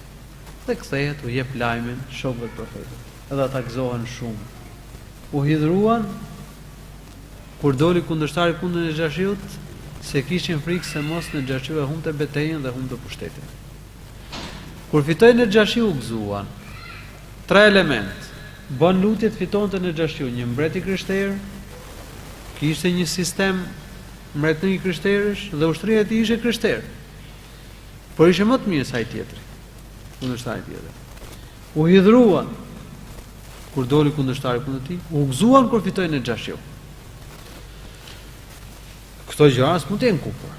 Është e qartë se ka njerëz, domethënë, që e quajnë kufër, për shembull, pjesëmarrje muslimane në votime, hapjen e padive në gjykata. Edhe kështu thotë ne e kaluam mirë ke në Xhashiu, e kaluam në siguri dhe qetësi. Ky është kuptimi i fjalëve të Salamës radhiyallahu anha. Hadithin e ka shënuar Imam Muhamedi në Musnedin e tij dhe hadithi është i saktë. Profeti ka pas një mbrojtës qafir, apo jo? Shokët e profetit sallallahu alaihi wasallam kanë patur mbrojtës krerët e fisëve. Profeti, siç përmend në disa transmetime të sakta, ka kërkuar nga krerët e fisëve që ta mbronin. Profeti i ka çuar shokët e tij në një vend ku kishte një mbret të drejtë dhe këta sahabë që shkuan në Abisini kërkuan mbrojtje dhe strehim tek Xhashiu. Çfarë thoni ju, i lejohet muslimanit të marrë një avokat për shembull qafir në kushtet kur qeverinë kanë qafirat apo jo? Patjetër që i lejohet. Nëse e ka të domosdoshme apo e ka të nevojshme diçka të tillë për të mbrojtur ke qafirat. Marrësh një avokat qafir kur qeverisjen e kanë qafirat për të mbrojtur ke qafirat, është e lejueshme. Që të mbrojë nga qafirat. Kjo gjë lejohet. Profeti ka pas një mbrojtës qafir, siç ishte Abu Talibi. Dhe profeti i ka çuar sahabët që të strehoshin ke një mbret qafir, siç ishte në Xhashiu, i cili më vonë ka pranuar Islamin. Kjo gjë lejohet vëllezër. Tjetër, profeti sallallahu alaihi wasallam me thirrjen e tij në fillimet e thirrjes nuk ka dalë kundër sistemit ku ishte, por ka dalë kundër fesë kot, kundër elementeve të idhujtarisë. Ndërsa krerët e pushtetit dhe ligjet që kishin ata nuk i ka lëviz sallallahu alaihi wasallam, por ka ftuar në Islam njerëz. Ata nuk e lanë profetin sallallahu alaihi wasallam. Ata i torturuan sahabët dhe ata i detyruan profetin dhe sahabët që të mërgonin. Kështu që dhe në fillimet e thirrjes ftojmë në Islam. Ne mund na vijë mund na mundojmë, mund ta torturojmë pse themi Zoti ynë është Allahu, por ne nuk duhet të provokojmë gjëra që të na marrin lirinë. Nuk ka qenë kështu thirrje e profetëve në fillimet e saj. Ne ftojmë dhe i mësojmë njerëz. Kush do përgjigjet, kush nuk do shkon.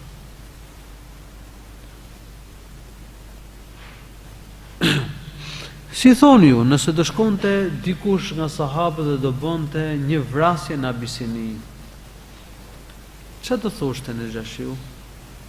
Çfarë do thoshte njerëzit e mbretërisë atje, po populli? A është ajo sipas fesë islame? Jo, nuk mund të jetë. Se ka disa mendje lehtë, të cilët për shembull mund për ligjin them të në vendin tonë, po ka në përbot një shpërthim, një vrasje që ndodh diku, për cilat ne kemi dyshimet më dha. Ato mund të nxisin dhe vetë qafirat, i provokojnë konfliktet, sepse ato shërbejnë interesave të tyre. Edhe pastaj va veshin muslimanëve. Edhe mund ketë ca mendje lehtë për muslimanëve që u dalin, që i marrin përsipër, apo që i mbrojnë ato lloj aktesh. Ne themi që ato nuk përputhen me fenë e Zotit. Nuk është që janë ashtu rruga e profetit dhe shokëve të tij. Një element tjetër mjaft i rëndësishëm. Shokët e profetit kanë kaluar gjendje të tjera. Gjendja e Mekës ishin kushte torturash. Gjendja e Abisini ishin të lirë, gëzonin drejtat muslimanë, dhe pse qeverisja nuk e kishin muslimanë, apo jo? Pa mos i mërgjimtar atje, kishin liri, zbatonin fenë e Allahut të lartësuar. Kështu që mundet që muslimanët të jenë në kushte të ngjashme me ato siç kanë qenë muslimanët në Abisini. Ose për shembull para se të shkonte profeti në Medinë, si ishte formuar shteti islam? Por ama muslimanët kishin liri, ata muslimanët në Medinë që kishin pranuar Islamin. Apo ata mërgjimtarët e Mekës që shkuan para se të shkonte profeti sallallahu alaihi wasallam. Zhvilloi dialog dhe bisedë fetare, kush doshte pranonte Islamin, kush nuk doshte nuk e pranonte Islamin. Më pas kur profeti shkon në Medinë, Medina nuk është liruar me luftë.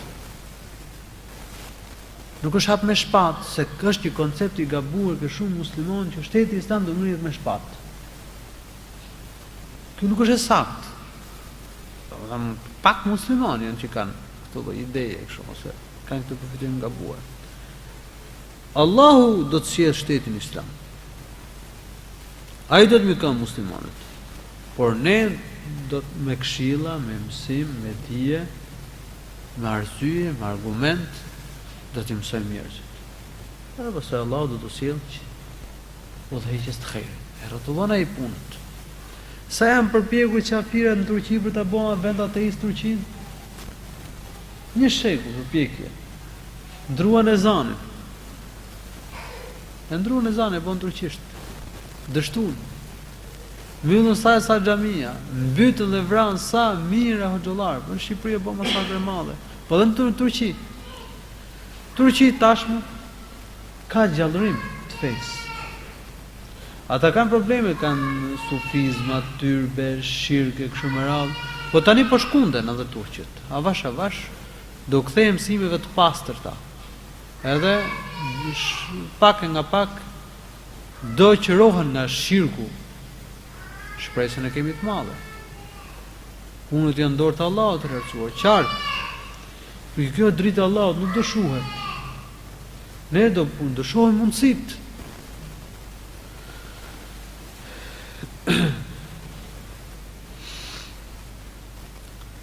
Një çështje tjetër, domethënë pra këtë çështje do ta kemi parasysh mirë fjalë që shteti i parë, shteti që bëri profeti, u ngrit me argument, me thirrje, me dije, jo me shpatë. Profeti s'ka zhvilluar në luftë për të marrë dorë Medinën. Luftrat u zhvilluan në mbrojtje pastaj dhe luftrat e çlirimeve më pas. Po në fillim profeti dhe shokët e tij hyn, biseduan me njerëzit pranuan Islamin. Edhe u bë profeti i parë i këtij shteti. Në fillimin profeti ka bërë marrëveshje me komunitetet, aty kishte komunitet i dhujtarësh, për shembull dikush kishte pranuar Islamin, po vllai mund ta kishte qafir, siç përmenden në transmetim të saktë nga Ka'b, Abdullah ibn Ka'b, ose Ka'b ibn Malik, është një transmetim mursal. Dikush kishte pranuar Islamin, po vllai mund ta kishte i dhujtar, ose kishte pranuar Islamin, po babën apo njëri i fis mund ta kishte i dhujtar, mushrik. Si kanë jetuar në fillim? Në paqe. U bë dhe një marrëveshje paqe edhe me xifutët, ishte komunitete që domethënë fisë xifutësh aty dhe kanë jetuar në paqe. Me kalimin e viteve pastaj ndodhen ca gjëra. Edhe pastaj domethënë zbritën edhe ligjet në varësi të ngjarjeve dhe shkaqeve të ndryshme të cilat ndodhen apo kërkesave të shoqërisë islame në rritje. Kështu pra vëllezër, duhet që ne për çështjet e fesë të referohemi dietarëve të Teuhidit që e njohin mirë rregulla jetën e profetit dhe shokëve të tij. E njohin mirë fazat dhe kushtet e thirrjes, të cilën ka qenë profeti, e vlerësojnë situatën dhe gjendjen kohën tonë dhe ftojnë ashtu siç duhet në fenë e Allahut subhanahu wa taala. Po sikur ta dinin njerëzit se si u ngri shteti islam, a do binin prej ISIS-it? Nuk do binin prej ISIS-it. Po ta dinin njerëzit se si u ngri shteti islam, a do formonin grupe dhe organizata gjoja për të ngritur shtetin islam e për të vendosur shariatin? Nuk do i formonin, sepse ata e dinë sepse nuk ka ngritur ashtu shariati, duke bërë grupe mes muslimanëve e duke bërë organizata të këqija. Po ta dinin se kush ka qenë thirrja e Muhamedit sallallahu alaihi wasallam nuk ishin për të rënë pre provokimeve të qafirëve dhe organizatave të tyre, të cilat apo organizatave të formuara prej tyre për qëllime të tilla, të cilat bëjnë shpërthime këtu, apo bëjnë një vrasje atje, apo bëjnë një atentat, apo nxishin u bë akte kamikazësh në disa vende, nuk kishin për të bërë këto lloj muhabetesh. Sepse e kuptojnë mirë thirrjen e Muhamedit sallallahu alaihi wasallam dhe shokëve të tij. Po kur njerëzit nuk e njohin thirrjen e Profetit sallallahu alaihi wasallam, atëherë mund të bien pre e thirrjeve intrigante. Një gjë tjetër. A e gjen diku ke thirrje që bërin e Xhashiu, bisedës që bërin e Xhashiu me mretin? Pra, biseda që bëri Xhaferi me mretin, me Xhashiun. Ti thoshte, o mret, ti duhet zbatosh ligjet e shariatit. Ti duhet zbatosh ligjet tona. Ti friste me tollosun dhe me të ashpër. Kështu ka biseduar vëllai? Jo. E ka shpalos. Teuhidin, moralin, sjelljen islame. Shikoni çfarë komunikimi ka pas me mretin. Krahasoje tashmë këtë lloj krahasimi, këtë bisede me bisedë me ligjërimin e Abu Bekr Bagdadiut të ISIS-it, me njerëzit e ISIS-it, me ideologët e ISIS-it, me hoxhollarët e ISIS-it dhe me ata që janë të ndikuar me ISIS-in. Se qysh, domethënë, kërkojnë zbatohet ligji, kërkojnë qafirëve zbatojnë ligjin e shariatit, ndërkohë që s'është saktë. Në fillim ti thuhet qafirët pranojnë Islamin. Në fillim i thuhet pranojnë Teuhidin. U përmendin qafirave ca ligje dhe norma të fesë që ata nuk i kapin dot. Në vend që ne du themi atyre që ja kush është thirrja jo, ne themi Zoti ynë është Allahu. Çfarë të keqe ka? Ne themi që duhet sillim mirë me fqinjët. Ka ne të keqe kjo punë? Ne themi që duhet të ruajmë lidhje me njerëzit e fizik. Ka ne të keqe? Ne themi që duhet me qenë moralshëm, të ndershëm. Ne, domethënë, formojmë lidhje në martesë dhe jo lidhje të turpshme. Ne e ruajmë familjen dhe lidhjet parafisnore. Ne i luftojmë paturpsit. Çfarë do na thonë për këtë? Nuk kanë çfarë të thonë. S'kan gojë me fol. Ndaj vëllezër, duhet ta kuptojmë mirë thirrjen e profetit dhe shokëve të tij. Po ndalem këtu. Allahu ju shpëlbeft me të mira. Jacia.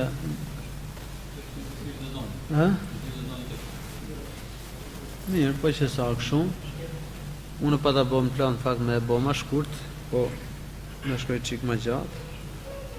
Khair inshallah, po fal Jacin nafile unë me ju këtu, unë fala një herë.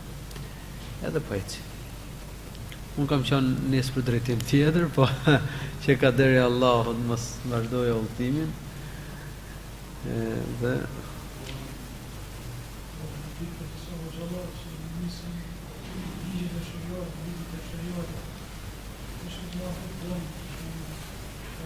po.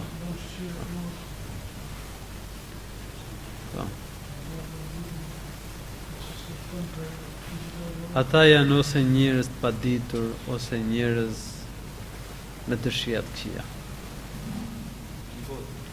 Ligjet e shariatit zbatojnë vetëm, zbatoj njërë vetë, zbatojnë familje me sa mundësi të kesh. Dhe këshillon musliman në xhami, zbatojnë rregullat e fesë. Ndërsa në një nivel më të gjerë,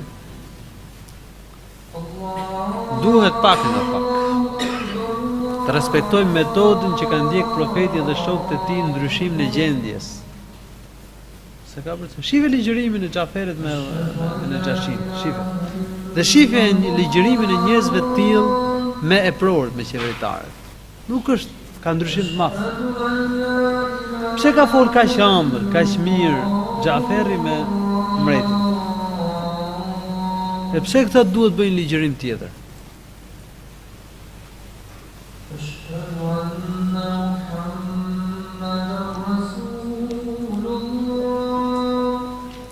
Allah.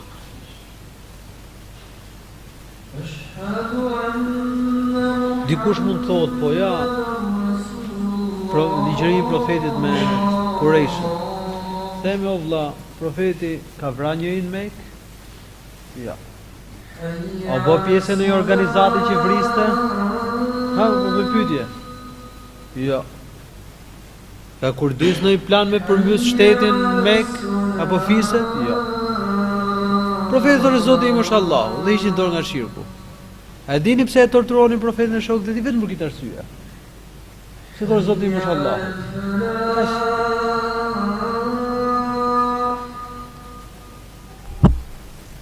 Dhe muslimanët janë kushte të tilla sot që duhet luajnë rolin e viktimës. Kurse ISIS-i Qaida dhe çanta të tjerë kanë bërë që në sytë e njerëzve të duken musliman si bisha. Nuk është që musliman e viktimë, vëlla. Musliman po coptohen, po masakrohen. Po përdoren këto organizata të këqija që duken musliman në sytë e njerëzve si gjakpirës. Ndërkohë që ata që vriten, masakrohen, kush janë muslimanët? Ata që coptohen, janë muslimanët. Përmes tyre dy organizata, apo më tepër që më ketë, po shfrytëzohen nga qafirat për të treguar në përbot që këta muslimanët janë terroristë, janë gjakpirës. Subhanallah. 8 milion palestinezë ende në përbot. Qindra mijëra njerëz po vriten në Irak dhe në Sham. Në Burma vriten musliman, në Hindi e në Yemen. E megjithatë, çfarë thuhet? Muslimani është i rrezikshëm. Kur lëviz nëpër rrugët e Evropës, nëpër dyqane, nëpër tregje, kujdes ki frikë për këtij. Kthehen në ndjelen, se kanë kuptuar thirrjen. Përkundrazi, neve tamam se qemi, nuk kemi pse më ushtir, po ne jemi viktim fakt. Dhe ne këtë në orë na keni dhunu, na keni marrë tokën në Palestinë. Na keni dhunu se keni shem xhamiat në Shqipëri, në Turqi dhe aty. Po na keni dhunu se në Sham u keni dhënë shtetin atyre rafidhive, qafirave e nusajrive, ndërkohë që aty janë shumit sunit. Po në Irak po nuk po i lejoni të jetojnë sunit. Po në Yemen kanë ngrit një organizatë, domethënë tamam si punë karamitave që duan me marr Mekën e me shem Qaben e me bom, kupton?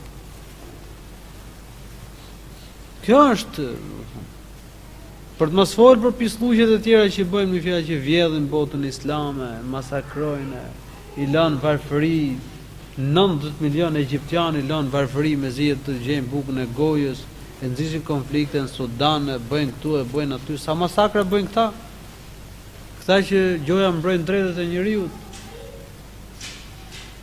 Po kretja që ndodh Sham masakre këtyre është për të mbrojtur Izraelin dhe për të rregulluar punët e tyre. Gjithë është masakre pistë e tyre. Krejt. E pra, mi po shfrytëzohen dy tre organizata për të treguar që ja kush janë muslimanë, ja kush është sheriat. Ja çdo thot përmes ISIS-it, thotë me marr qeverisin ta muslimanët ta bëjnë kështu siç e bën ISIS-i. Janë të rrezikshëm do thotë me këta muslimanë. Faktikisht muslimanët ka pas më të mëshirshëm se muslimanët që kanë pas shtetin. S'ka pas. Kështu që vëllezër, duhet që muslimanët me ndjek rrugën e profetit dhe shokëve të tij, dhe ata që na shpjegojnë rrugën e profetit dhe shokëve të tij janë dietarët e ummetit. Nëse dorëzon njeriu vetë në shkollaj, domethënë me muhabete interneti apo me muhabete njerëzish që nuk njihen për dije.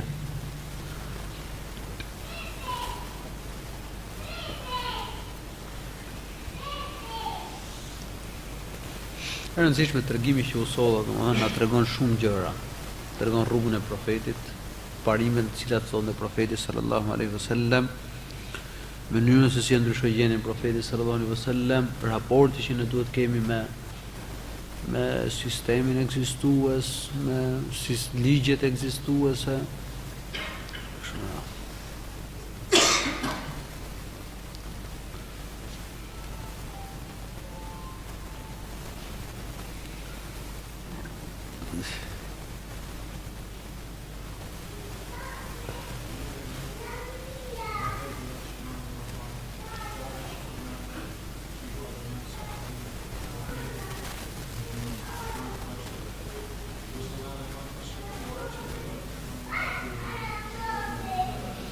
Tani fakti që këto kanë zbritur në Medinë, periudhën e Medinës, nuk do thotë që nuk janë të rëndësishme. Jo, nuk janë rregulla, dispozita të rëndësishme, po ne o vëllezër po themi me fjalë që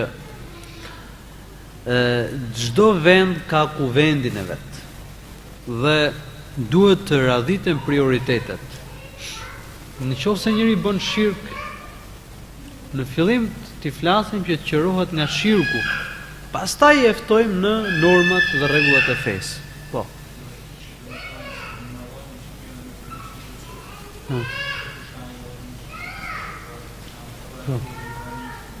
Po.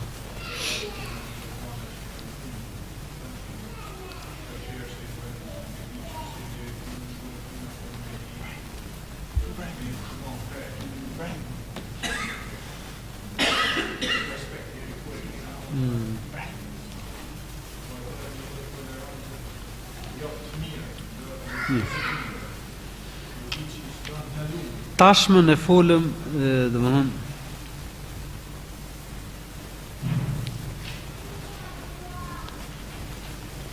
shiko. Të jap një shembull që ta kuptoj.